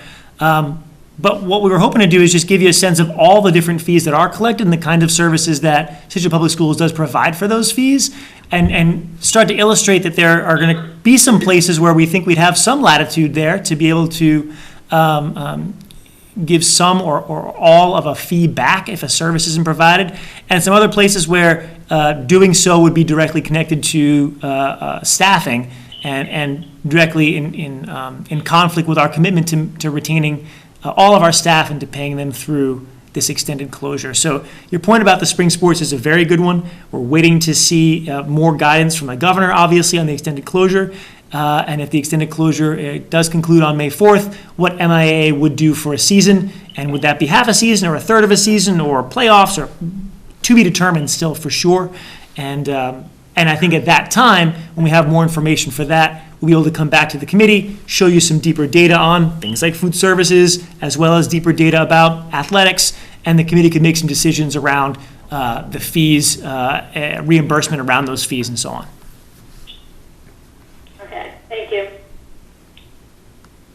Ron, I have a couple of quick questions. So in terms of food services, what would happen if my child has a balance in their account and we don't go back to school this year? Would it just carry over to next year, or would we have to look at reimbursing people for that money in their account? It's a good logistical I can question. answer that one. Yeah, Paul? I think what typically we do is we roll that into next year unless you're a senior. And then we reimburse if you're a senior. Okay, and that's fine. I would rather not have to pay again and then pay the service charge for it. And that's fine. I just want to make sure that isn't something that at the end of the year, it's kind of like a use it or lose it type No, it's not. thing. Okay. And Ron, for the athletics, for the stipends, have you looked at if we don't have a season, would we still look to pay a stipend out for like a baseball coach or a softball coach, or would we just tell that coach, look, there was no season, therefore there's no stipend?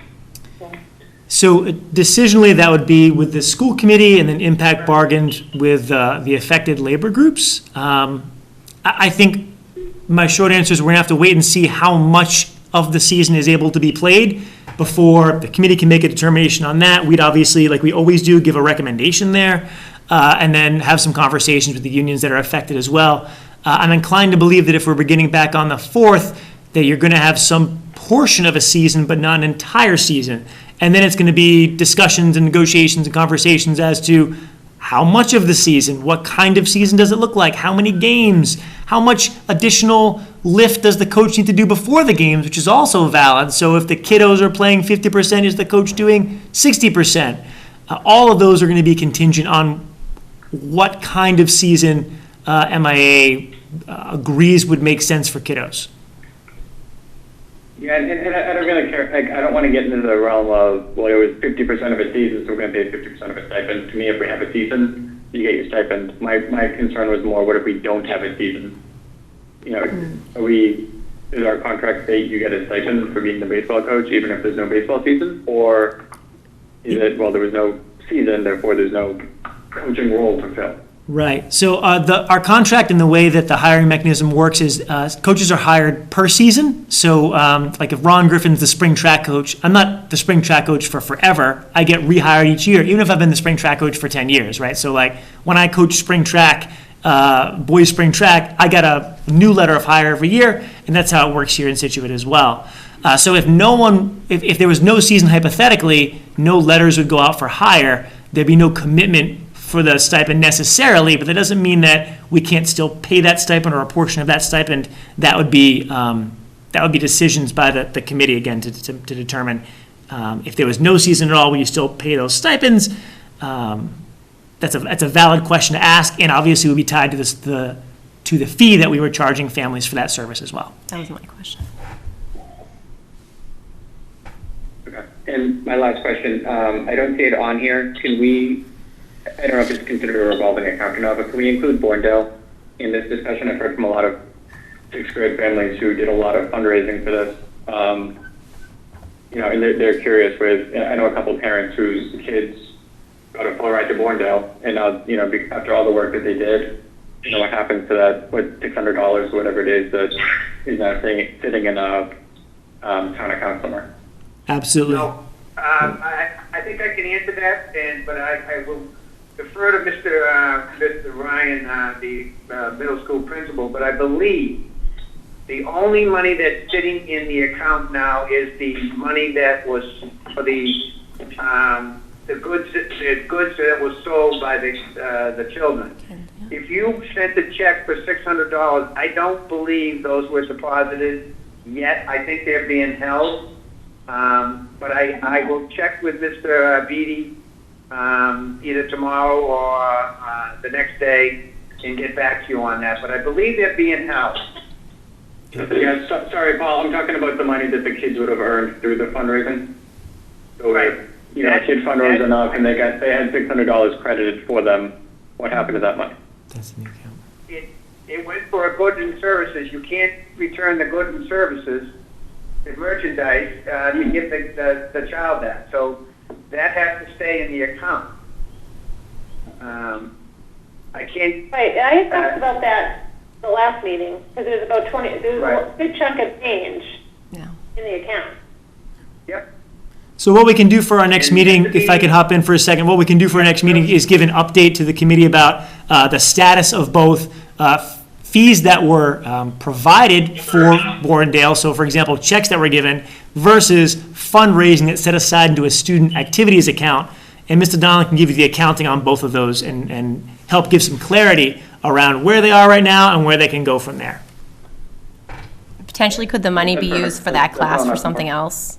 Because I think that people would be, I can't speak for them, I don't even have a sixth grader, but maybe they would be okay with that money as long as it's kept for that group to be used at a later date if it can't come back. I don't know. I believe something like that is very reasonable, just like other student activities accounts. There's opportunities to do a little rolling there. So if the committee would be so pleased, let's let Mr. Donald and myself get back with the middle school team and give you an accounting and a differentiation between fundraised funds versus paid funds for Borndale. Yeah.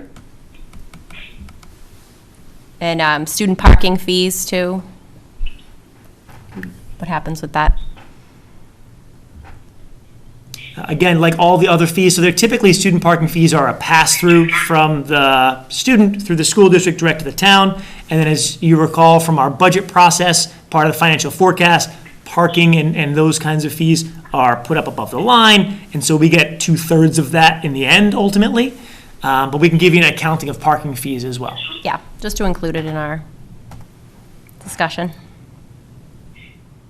Excuse me. Good. Any other questions for us on all things revolving accounts? Again, we'll certainly give you more information as time continues. No, I just think that a general, spreadsheet type document that, I don't know, I guess that generally shows all the fees that we collect and kind of where we stand, that would be helpful. I do have one other question on the prior item about contract. Paul, the bus lease, is that something that can be renegotiated or not? I don't know yet. I haven't approached the company yet on that. Okay.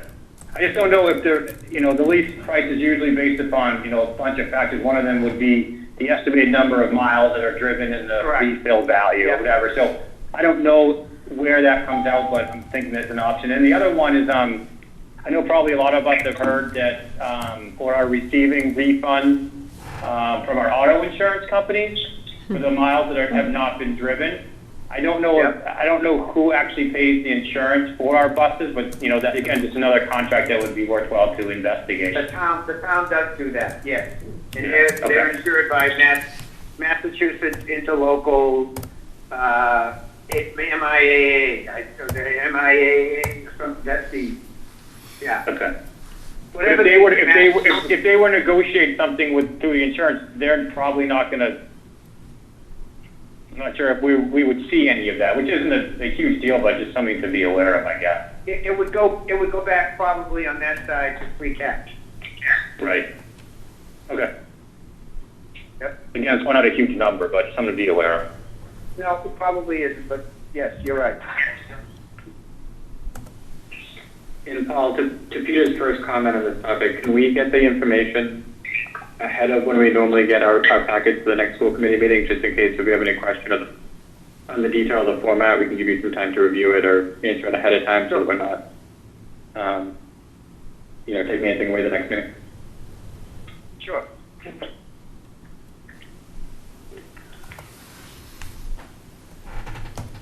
All right, great. Any other comments on the offset of fees and services related to COVID-19?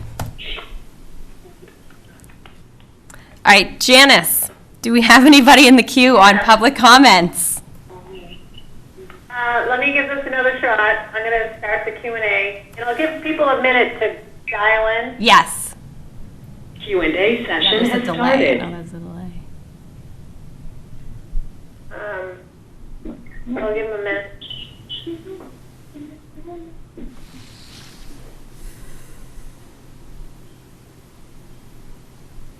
They can press *6 on the phone if they have a question.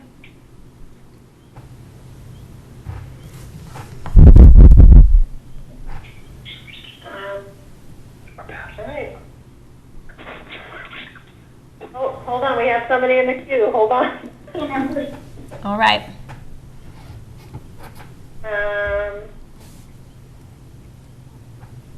Okay. Oh. Okay, Robin Glazer? Hi, can you guys hear me? Yes. Yes. We can. It's a lot to digest. I'm just going to go back to the beginning and put in my 2 cents with the homeschooling, because I want to say that I am grateful for the flexibility. Some of the kids have been paid up for months for the RMD training during April vacation week, which is 5 days a week, 9 to 3. Mm-hmm. And obviously that's going to be, there's going to have to be some flexibility now that we're having school for part of that week. And the teachers have been very accommodating, and we appreciate it. Great. Great, thank you. That's all. Okay. All right. I thought that was going to go a different direction, Robin. I like know. that. Thank you.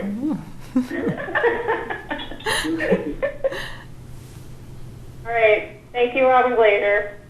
Thanks. All right. There is nobody else in the queue, so I will drop the Q&A. Q&A session is over. Thanks, Ron. Did it. Nice job. Thanks. Yeah, that worked. Good job, Not Janice. bad. Thanks. All right, so next up is our superintendent search. Can I ask a question before we go on to that, Yep. if I may? Just Sorry. for clarification, this is Peter. I just want to make sure that I'm following this. Going back to the school calendar, we just voted obviously on the PD days and the vacation days and the holidays and so on, but when do we need to vote on the half days, or are those and like graduation and those sorts of days, or will those come as the school year progresses? Is Jen Arnold on still? I am. Jen, could you answer that for us? Vote on those days. Those are incorporated in the calendar. Are you talking about like early release days? Is that what you mean? Yeah, early release dates and so on, because I don't know when we actually disseminate this calendar, but obviously we need to be updated with those early release dates and so on. So I'm just not sure when in the process that gets completed and whether or not we need to vote on it. You don't need to vote on that. You voted last year that we could do early release days. You don't need to vote on when they are or where they're placed in the calendar. that has not been made up yet. One of the questions was the September date. So, but it has been the third week in the month. So like the third Thursday of every month. Some months we don't have one because like November, there's too much. But I can do that. I will make up that new calendar with your release date, but it's not something you have to vote. Okay. So I just want to make sure that in terms of the sequence of events, obviously, folks, we already voted on the first day of school. Mm-hmm. I just don't know when we disseminate the actual calendar. I think to have all that information obviously would be important before we send it out. Right. So generally once it's voted, Tim will post it on the website. And so I'll make sure she gets the dates before she posts it. Okay. And what about other dates other than those, like, I don't know what the big ones are. Just thinking maybe like graduation. Do we need to approve that, or does that get updated? No, the school committee doesn't approve that either. That just gets updated. Okay. And they don't, they'll know that sometime in the second half of the year. Okay. All right, thank you. Okay, thanks. Yeah, we usually fill in that back part of the calendar now that you've voted the main calendar. So then we at DLT will get together and start filling in all of the other information, like the first day of kindergarten or first day of ECC or, those kinds of things. So that back page information, Peter, I think is what you're also asking about. That'll be filled in from district leadership before the end of the year. Okay. Yeah, I just don't recall what we did in the past, but Yeah. want to make sure that we do it as we usually have, assuming that that process worked. Yeah. Yeah, Peter, the only other vote we usually take at this point is once we get past all the snow days, we vote for the last day of school. Okay. Right. Okay. Anything else on that calendar? Nope. All right, so we're back to superintendent search. I'm sorry, is this the search update? Yes. Can you hear me okay? No, I can. I just got some little feedback or something. Okay, yeah, it's just off and on, obviously super windy here. Oh. So I'd like to actually turn it over to Jim Hardy, who's on the line. Okay. And we discuss what the next steps are. Oh, thank you. Good evening, everyone. Hi, Jim. Hey, Jim. Yeah. Everybody hear me? Good. Yep. Yes. You've concluded the 3 Zoom interviews. The interviews themselves are up on the Scituate Community Television YouTube page. There have been a number of views for each one already. People were invited to email you comments, questions. I don't know if that's happened yet, but the next part of this would be setting up opportunities for you to talk to people in the districts of the candidates that you want to seek further information on. And this would again be done through Zoom. I would coordinate with the candidate to set up groups of people for you to have an opportunity to chat with those people via the Zoom link. And again, it's just another opportunity for you to seek a little bit more background information on each of the candidates. Now that you've interviewed them and heard some of the things that they talked about as far as programs that they were involved in bringing to fruition, you can talk to some people about those programs or any other thoughts that you might have. So it'll be, what would be the best times to do this? I'm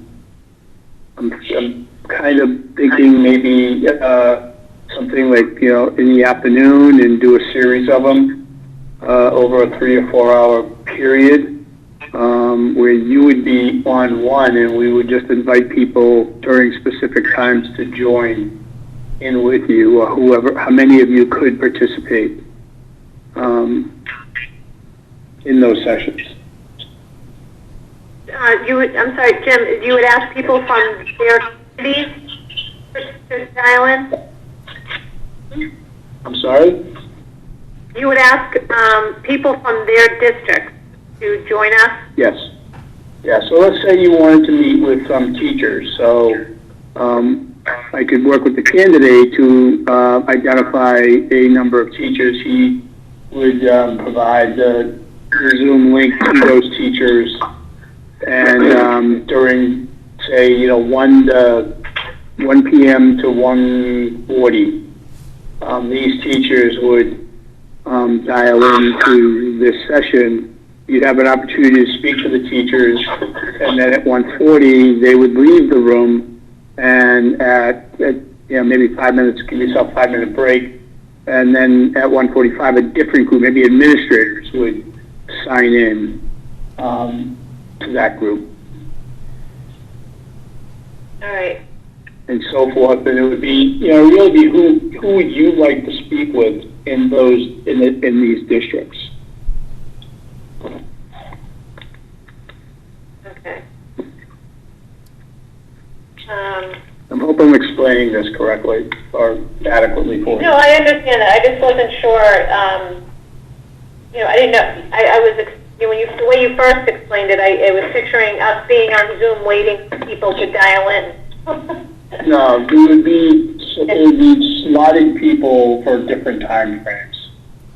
So you would know during this time frame you're talking with teachers.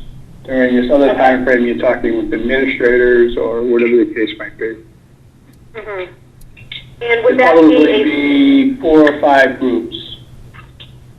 Okay. And would that be considered a school committee meeting? No, it's conducting a site visit. It's considered a meeting, but it's exempt from the hosting requirements. Okay. It falls under that on-site inspection. Okay. Now, one thing I think other in previous searches, and Mike can comment on this, if like the candidates used to they would come to our district. Would you set something up like that for people? I would. I wanted to get through this part of it, then I would set up the one for the other one. All right. The other one, the candidates doing that in the groups in Scituate didn't necessarily, involve you scheduling things, although you could participate. But I would be more, I would probably end up working with computers to get the information out to the different stakeholder groups. Like if the candidate wanted to speak with teachers, we would probably split them into 2 groups and do, K5 and 612 and split them up into 2 different groups. So you'd be just getting, using the district's email system to get that information out to the teachers with the login information for that particular time frame. Okay. And for example, if the candidate wanted to talk to the town administrator, I would set one up with that. If I wanted to talk with the central office admin team, principals, we would set one up for that as well. Okay. I think that sounds pretty reasonable. A couple of questions I had is, number one is, who's going to be facilitating those? So do we need to come up with a list of questions that we're going to ask the staff members in the current district, or is it more of a general conversation about the candidate? And then vice versa, when the candidate comes in here, who would facilitate that? I think in both cases, since I don't believe the district has a Zoom account that, it would be me setting them up and kind of like just being in the room, so to speak, and But who would ask the questions? well, for your visits to the district, the school committee members would be talking to you would ask them questions. I can provide you with a document that has some suggestions for site visits during, depending on what group that you're talking with, to give you kind of a place to start from. But as Mike Hayes would say, this ends up being more of a dialogue than a formal Q&A. You end up in a conversation with these people, these groups of people that you're meeting with. Okay. That sounds like the best My approach. question is, my case is that in the past, when searching for a superintendent and the town goes for site visits to that candidate's district, only 2 school committee members would take part. So are we talking about having another open meeting for this purpose? Well, I mean, you can still do 2 members, or you can do whoever can attend the session. But since this is not, it falls under the category of as a site visit where there's no deliberation during the session. It's almost like a reference check scenario. So, and if you posted it, you'd posted that you were conducting a site visit, and we wouldn't have to go through the.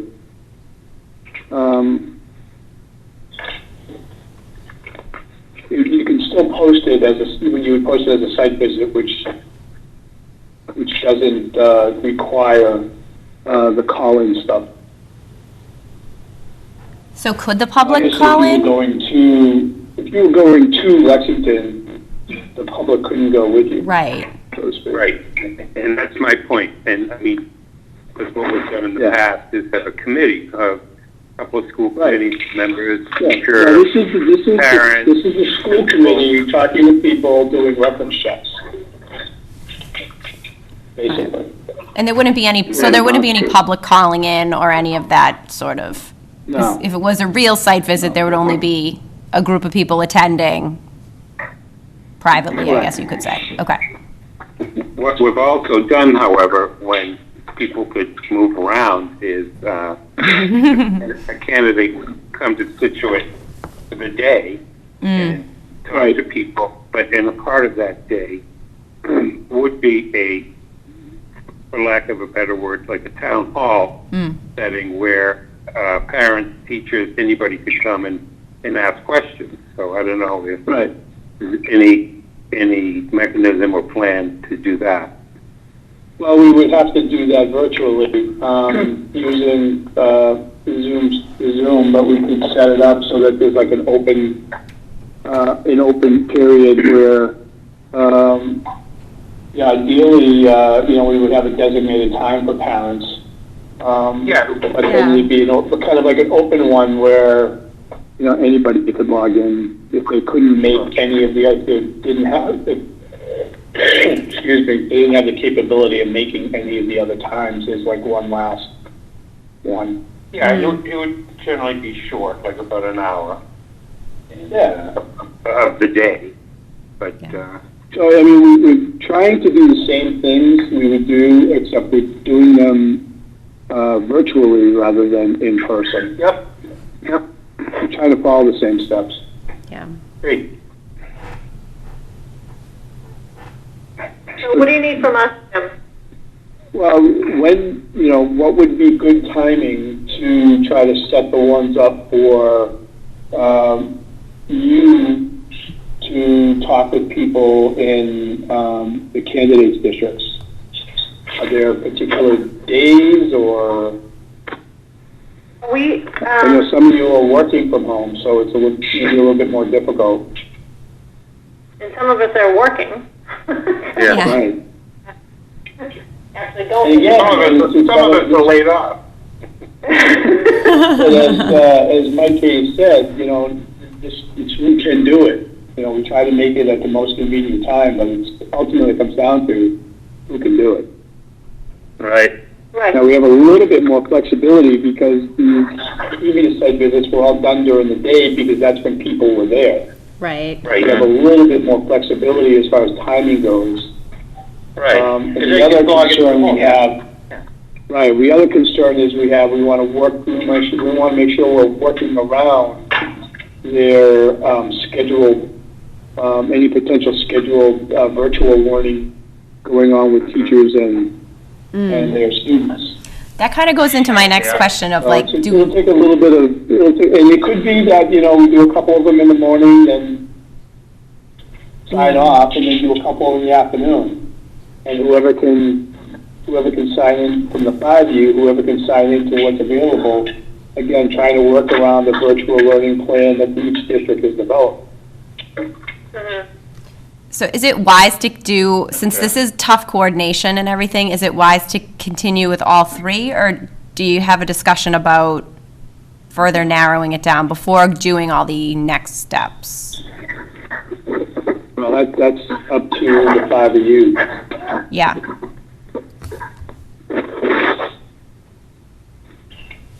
Is that a legal discussion to have in this setting right now?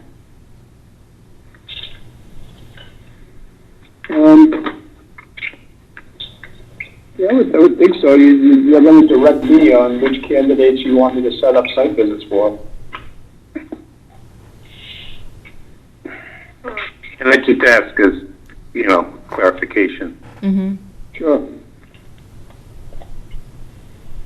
I mean, yeah, if we're gonna come down to voting on, you know, 2 candidates to move forward, I just want to make sure we're doing it by the book. Yep. Right. Right.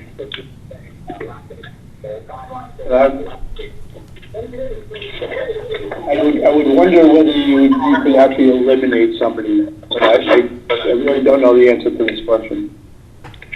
Yeah, that was my question. I wasn't even insinuating anybody in particular. I was just thinking in general. I mean, what's the next step given that we're now going to have to coordinate everything virtually, asking people from other districts who are teaching virtually? You know, Janice is still going to physically, you know, in a job. I'm teaching virtually. So just to coordinate the pieces, I didn't know if it was typical to further narrow down or keep all of our 3 that we'd interviewed. But. Nicole, last time we went from 4 to 3 before we did the site visits. Okay. We did eliminate 1 person before we did them, but we had a larger candidate pool at that time. Yeah. Right. Yeah. And Jim, I had a question on the quote-unquote reference checking. Can we do that as can we record that as a Zoom meeting and post it to the superintendent search website, or is that something that has to be behind closed doors, I guess, for lack of a better way of putting it? When you say, you mean the site visits, or? Yeah, when we do the site visit to the candidate's district, right? Can we record that and make it available so that people could then review it? No, it's because it's kind of classified as a reference check, so that wouldn't be something we would record. Okay, I was just curious if we could or not, but I mean, last time we obviously didn't, so. No, because a lot of the questions can be either confirming or not, you know, candidates' involvement with particular projects, and like some of you're asking for other people. You have to give everyone participating permission to record it too. It's not a public meeting like the interviews were. It's not in the same classification. If you're, we can ask me about So what's the date that we're looking to make the final decision?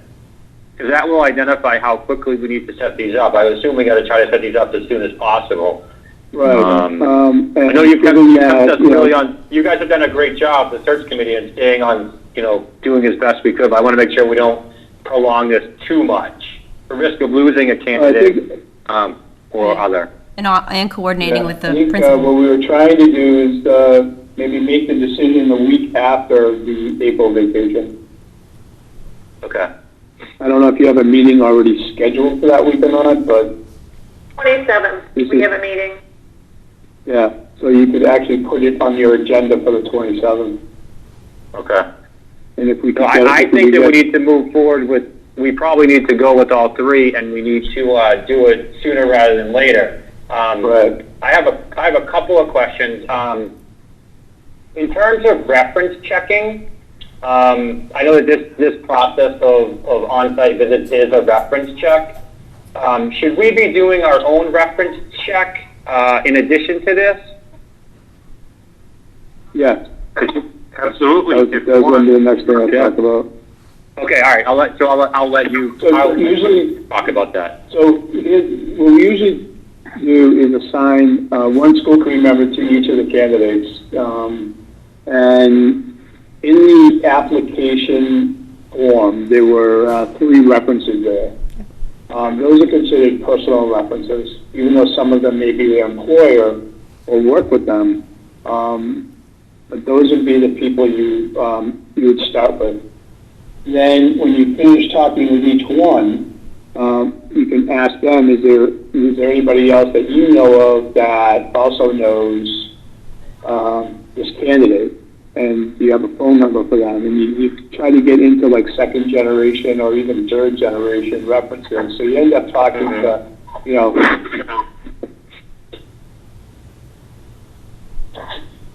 Oh, sorry, I muted myself when I coughed.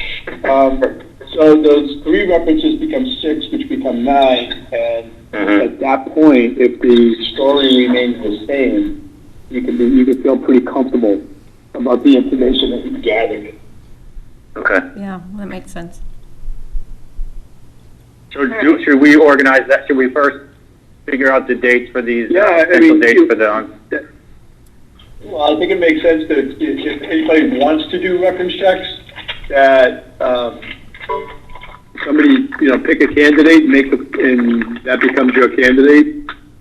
It might be worthwhile for the 3 members who didn't have an opportunity to sit during the preliminary interviews to have another opportunity to familiarize themselves with the candidates by doing a reference check. I think that's a great idea. If you want to. Don't you, Janice? Honestly, like Nicole, I don't know how Nicole feels, but we technically have interviewed these candidates twice. Right. So, I'm okay with if, these meetings happen at a time that I can't, log on. I'm okay with that because I have, Yep. yeah, that's how I feel. I think it's, we've had that extra step. Yeah. I mean, we got to get the ball rolling. That's fine. I don't think all 5 of us have to be there because generally, as was mentioned a few times, only 2 were actually going to physically go to the on-site. Right. So as long as 2 of us can make any of those meetings, and maybe you can go to the first hour and not go the second hour. As long as we have 2 of us, right, or at least 1, I would say there. I think it's fine. Right. Yeah. It's always better with 2, just so that. Yeah. It's always just better with 2, so you have some collaboration of what was being said. Yeah. Yeah. But yeah.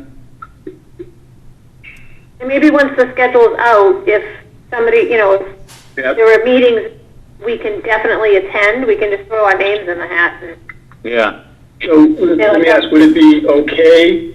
Would it be okay if, since we're not physically coming to the schools, would it be okay if if some of these were scheduled into next week? Sure. oh yeah. Yeah. A lot of school districts are holding. School's in having session, school so anyway, we should hold ourselves to that. That's fine. And since we're not asking people if they're on vacation, or they're observing the vacation, but we're not asking anybody to come to work per se. They can, like you said, Mike said, they can sign in from home, so, it's probably a little bit easier to I'd like to try to, maybe get them all done. Maybe try to do one at the end of this week and 2 next week. That way they're all done before your, Monday meeting. Yeah. Well, we're gonna need to, because we're gonna make a decision on the 27th. Right. I know, but that's what I'm saying, is, instead of trying to cram all 3 of them into this week, by using some time next week, I can, make sure we get that done prior to, your next regularly scheduled meeting. And the ones for the candidates, You'll have technically 6 meetings to set up. Yeah, you need the 3 there and then the 3 here, plus whatever, so, yeah. And I guess I'd like your permission to work with Kim to get the information out to the different people. Yes. Sure. Yes. Yeah. Okay. Just to speak to Mike Hayes' point too, though, I do appreciate that extra layer that was afforded to an in-person site visit where the public did have that Q&A. I don't know if we have how we could fit that in with the tight schedule, but if possible, I would think that would be a good idea.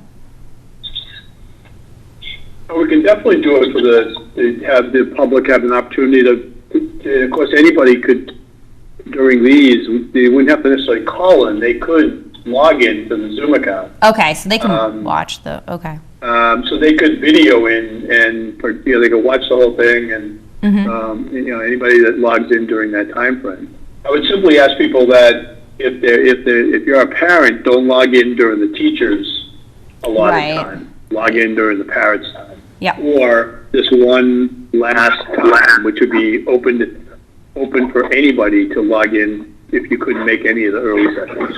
Okay. Well, I don't think the public is gonna know the times of those other interviews, because they would only know about, or they would be instructed to log on at a certain time to, for the public forum, right? You would think, yes. Unless, the code's different every time, didn't we learn that? Yeah. That's true, but if we are doing multiple groups back to back to back, then it'll be the same code. Yeah, it'll be the same code for that one session, one big meeting. But they may not, okay, fair enough. We're I'm just gonna go with, 5 hours straight. Right, I didn't fully anticipate that, but I thought maybe do 1 or 2 groups in, late morning, and then do a couple in the afternoon, and one final one, late afternoon. Okay. Yeah. Like 4-ish. Fair enough. Okay. Just, I know that we'll all have different availability. The principal search committee is having interviews next. We're trying to aim for the 22nd and the 23rd. So those might be 2 days that I could not be available. Okay. That, again, shouldn't impact the schedule. Okay. I'm pretty flexible, And even then with one virtual of your teaching. big targets is having the next, the superintendent-elect have some role or some, in the next, the hiring of the high school principal, the 27th would allow that to happen. Correct. Yep.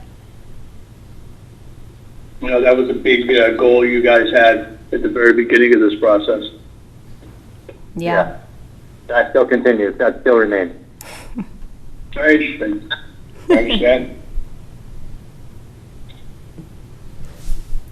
So on to the, sorry, Jim, I know you were going to go on to this, but the references, if you could go a little bit more detail about that.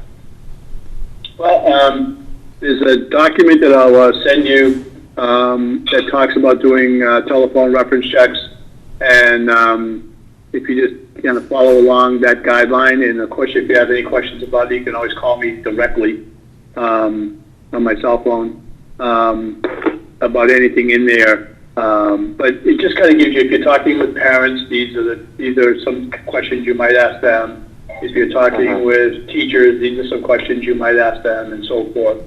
And then as far as the telephone reference checks, it kind of gives you a kind of a step-by-step of, you kind of start with general questions, and then depending on responses, try to get more specifics. Okay. In terms of reporting back, so we're going to be collecting a lot of data over the next 2 weeks through these interviews and through reference checks. And then ultimately we're going to be voting on in 2 weeks. So Right. been looking forward to the 27th date. Are we going to be reporting out on what we found in the reference checks and Yes. what we found in these on-site interviews? You And can how is either that gonna report work? out you can either report out at the meeting, or everyone who does a reference check, you draft a summary and send it to the committee members ahead of time, so they have a chance to read it before the 27th. That means you'd have to probably get your reference checks done by not next with a week from Friday, and then share it with the rest of the committee over the weekend so that they would have a chance to review it for Monday, or you do a verbal report out on the 27th. And anybody who participates from the community in the virtual focus groups would have until that time to get whatever feedback they have to you as well.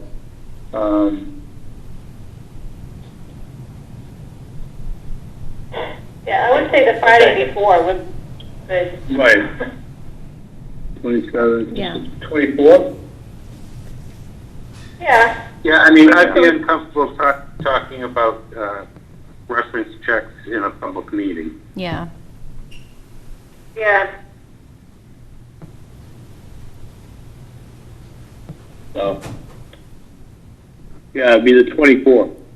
Would be you'd want to get all this, whatever you're going to share with your colleagues, you'd want to get it in some sort of form and sent to them. If you want to send it to me and I'll distribute it, or you can send it to Kim and she'll distribute it, or you can send it to each other directly.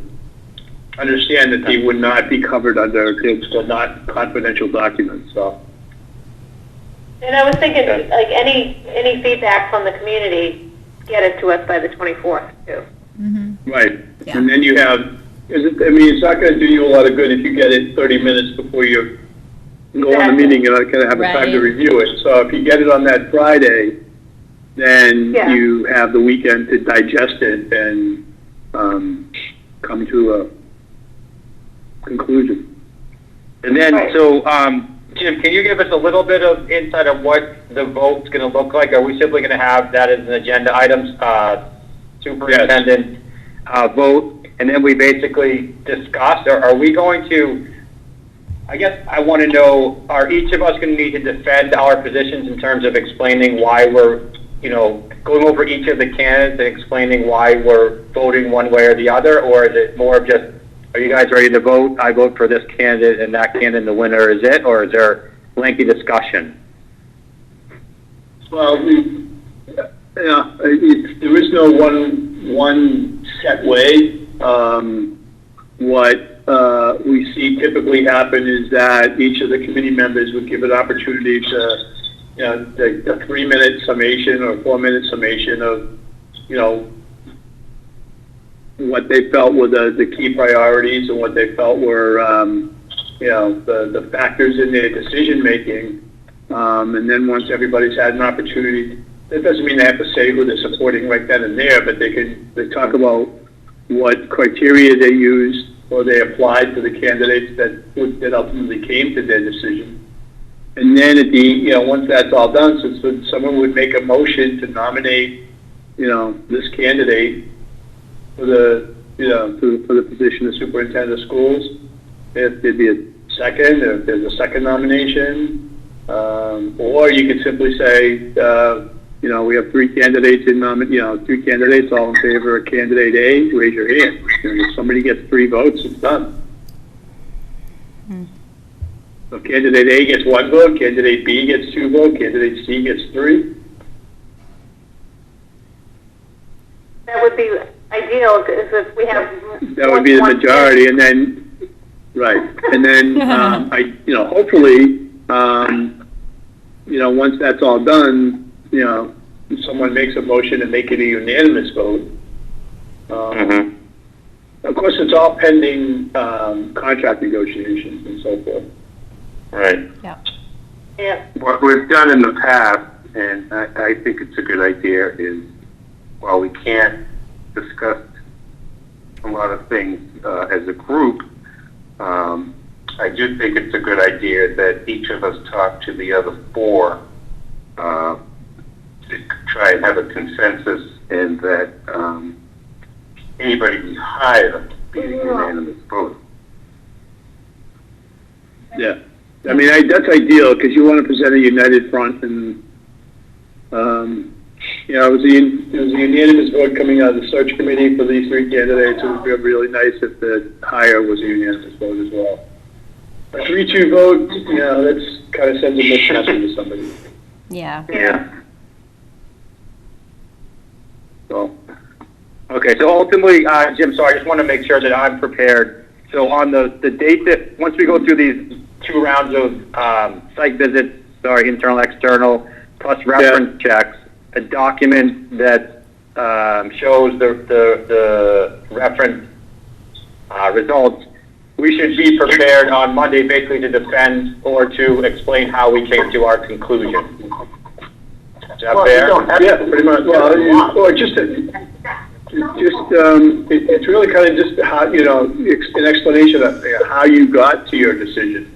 What factors weighed heavy with you, what were, whether it be responses to questions during the interview or,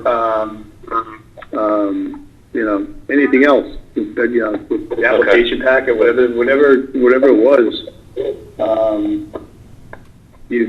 I feel that, these were the most important factors in my decision making, and these are the ones I used to applied when I ultimately made my decision. Okay. I mean, I'm kind of hesitant with the word defend because I don't think anybody's going to attack you for your vote. So I don't think you're going to. I'm sorry. I should not have used that word. I just wanted to know how much of a dissertation do we need to show why we came to our. Well, you're not required to provide. If you want. Yeah, as little or as much as you feel you need to state your case, I guess. Okay. Lack of a better word. All right, thank you. Sorry to belabor that, but I just want to make sure that I'm prepared. Yeah. No worries.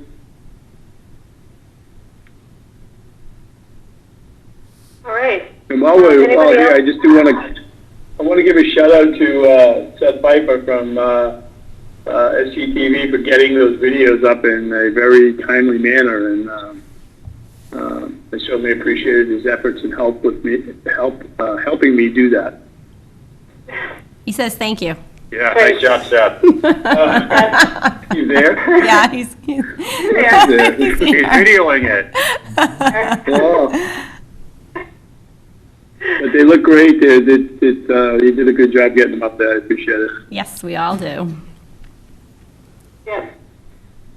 I'd also like to, remind people that if they have any more feedback on videos, to email the school committee. We're looking for it, so Yeah. please let us know what you think. Yep. Good point. That's all I have. I think that one thing that we have to do is figure out who's going to do the reference checks on each of the candidates. I don't know how we determine who does what. Well, you're speaking. What do you want to do? Me? Oh Yeah. man. Pick one. I'll just go alphabetically. I'll go with the Burkhead. Okay. Mike Long, do you want to do one? Yeah, I'll take Mealy. We're going alphabetical. Michael Hayes, do you want to do one? I'll do Stevens. I've already had a couple of conversations with people he's worked with in the past, so Oh, we can just continue on with that. Sure. Awesome. There you go. Okay. Great. All right. Does anybody else have any other questions about this? No, so we have to give you that, we have to disseminate that to Jim and or Kim by next Friday, the reference, results. No, you can share that with each other directly. I was just offering to be the conduit if you want. But you're safe sharing that stuff with each other. 'Cause you're gonna talk about it at the meeting. Okay. If we want.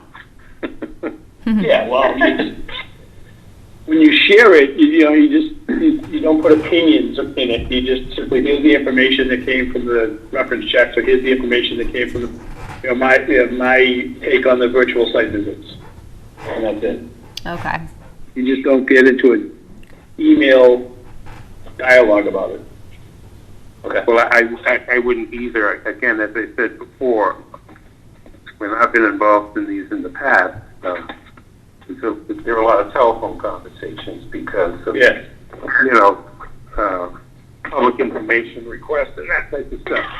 I mean, let's be honest. I mean, let's for example, if somebody does a reference check on one of the candidates and they come up with something real bad that could affect this guy in his current employment, I don't see any purpose of making that public information.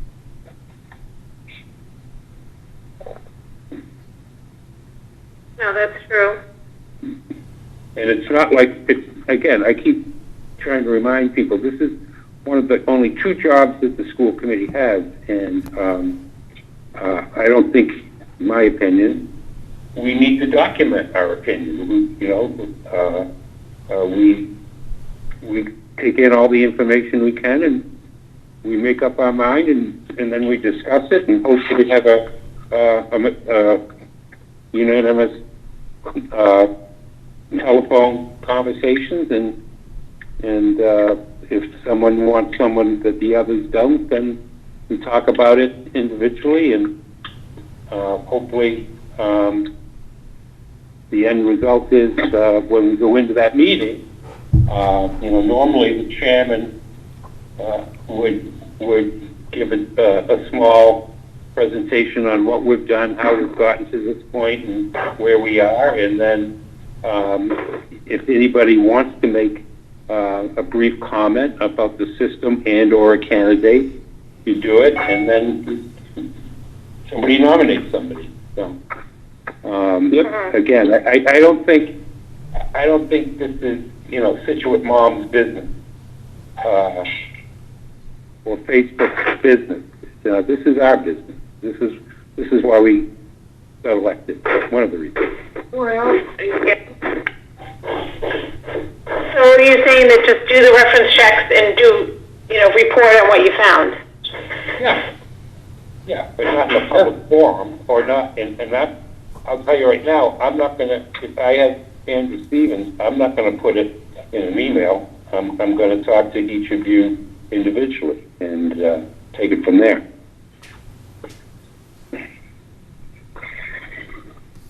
Okay, I mean, if you'd rather have someone do that backup information that's going to put it on an email for a public information request, be my guest. But I'm not going to do it that way. I don't think it's right or fair to any of the candidates, in my opinion.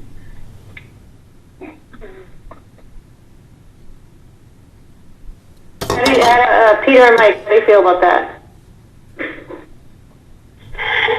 I think that's a good approach to take. I mean, I agree with Mike. We don't want anyone to ask for the information and have it be a public document. I mean, this is kind of like the same thing as a reference check. It's just that we're doing it, for ourselves to get the most information we can for these candidates. I mean, if we have something we want to say on the 27th, we can do so. I mean, we need to be professional for these people as well as for what we're, the ultimate decision that we're making. So I'm fine with the approach Mike's taking. In fact, I agree with it. Okay.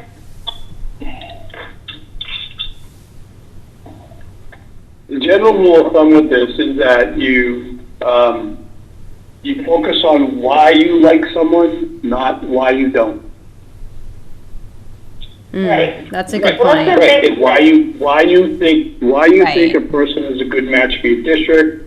Why do you think they're the right person at this time? Whatever argument you want to make, but you stay away from, because as Mike Hayes indicated, people have professional careers, and you don't want to put anybody in a position that, geez, I applied to Scituate and they obliterated my reputation. Yeah, absolutely. So it should be like a simply strengths-based focus on why you think approach. someone is the right person, and if your silence is taken as you didn't think somebody else was the wrong person, well, let it be your silence that's saying that, not something you said.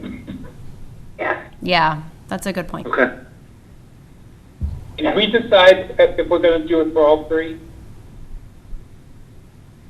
Yeah, I think we did. I think you have to. Yeah. I don't know that because of the way this was posted tonight, it was an update, and Right. there was no clear indication that there was any type of vote or any type of vote that was going to be taken on it, so. No, and that's, yeah. All right, I mean, I think we can, we can get the site visits, both, on-site, their site, done in time Yeah. for all three. I agree. Yeah. Yes. Yeah. Okay. Anybody Any else other have questions any? for me? Yeah, anything else for Jim? Nope, I'm all set. Thanks, Jim. Thanks, Jim. All right, Thank you. thank All you, right, Jim. thank you all. I'll let you know when we have a schedule. Great. Okay, All right. Bye now. Bye. bye. All right. All right. Okay. We're gonna wrap it up here.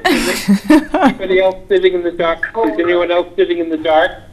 Not yet, but it's actually. Oh, Kim Peters is. Oh, really? Peter, yeah, he went out like an hour and a half ago. Oh, geez. Okay, well, let's wrap it up then. I live right outside of Scituate Harbor, and we lost power at 3 o'clock. Ooh. No way. Yeah. Yeah, it's. Okay, I'm gonna lose power on my portable phone if we don't. All right, so, anybody have any correspondences? Correspondences? I don't think so. No. Okay, other business?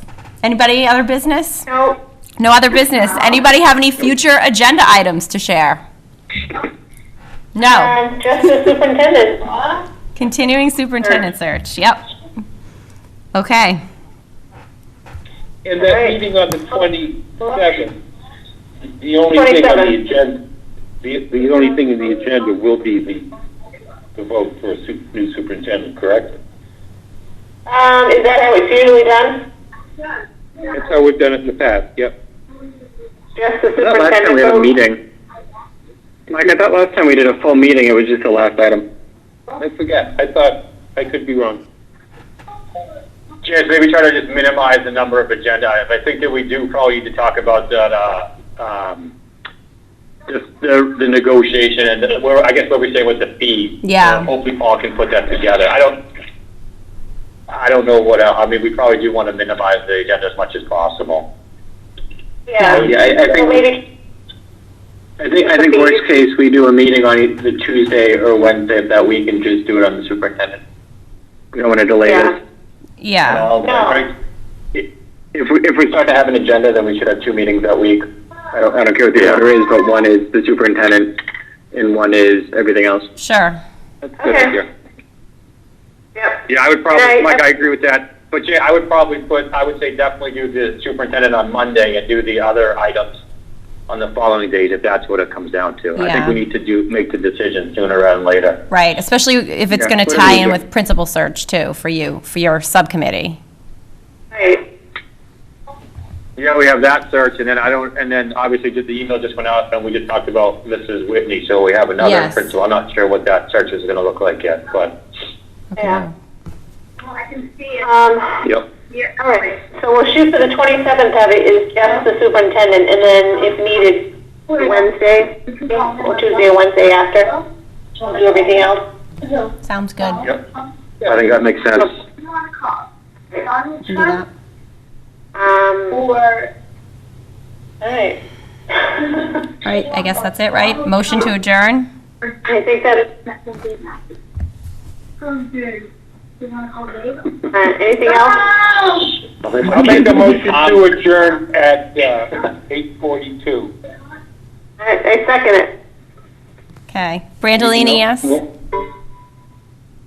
Blom, yes. Hayes, yes. Yes.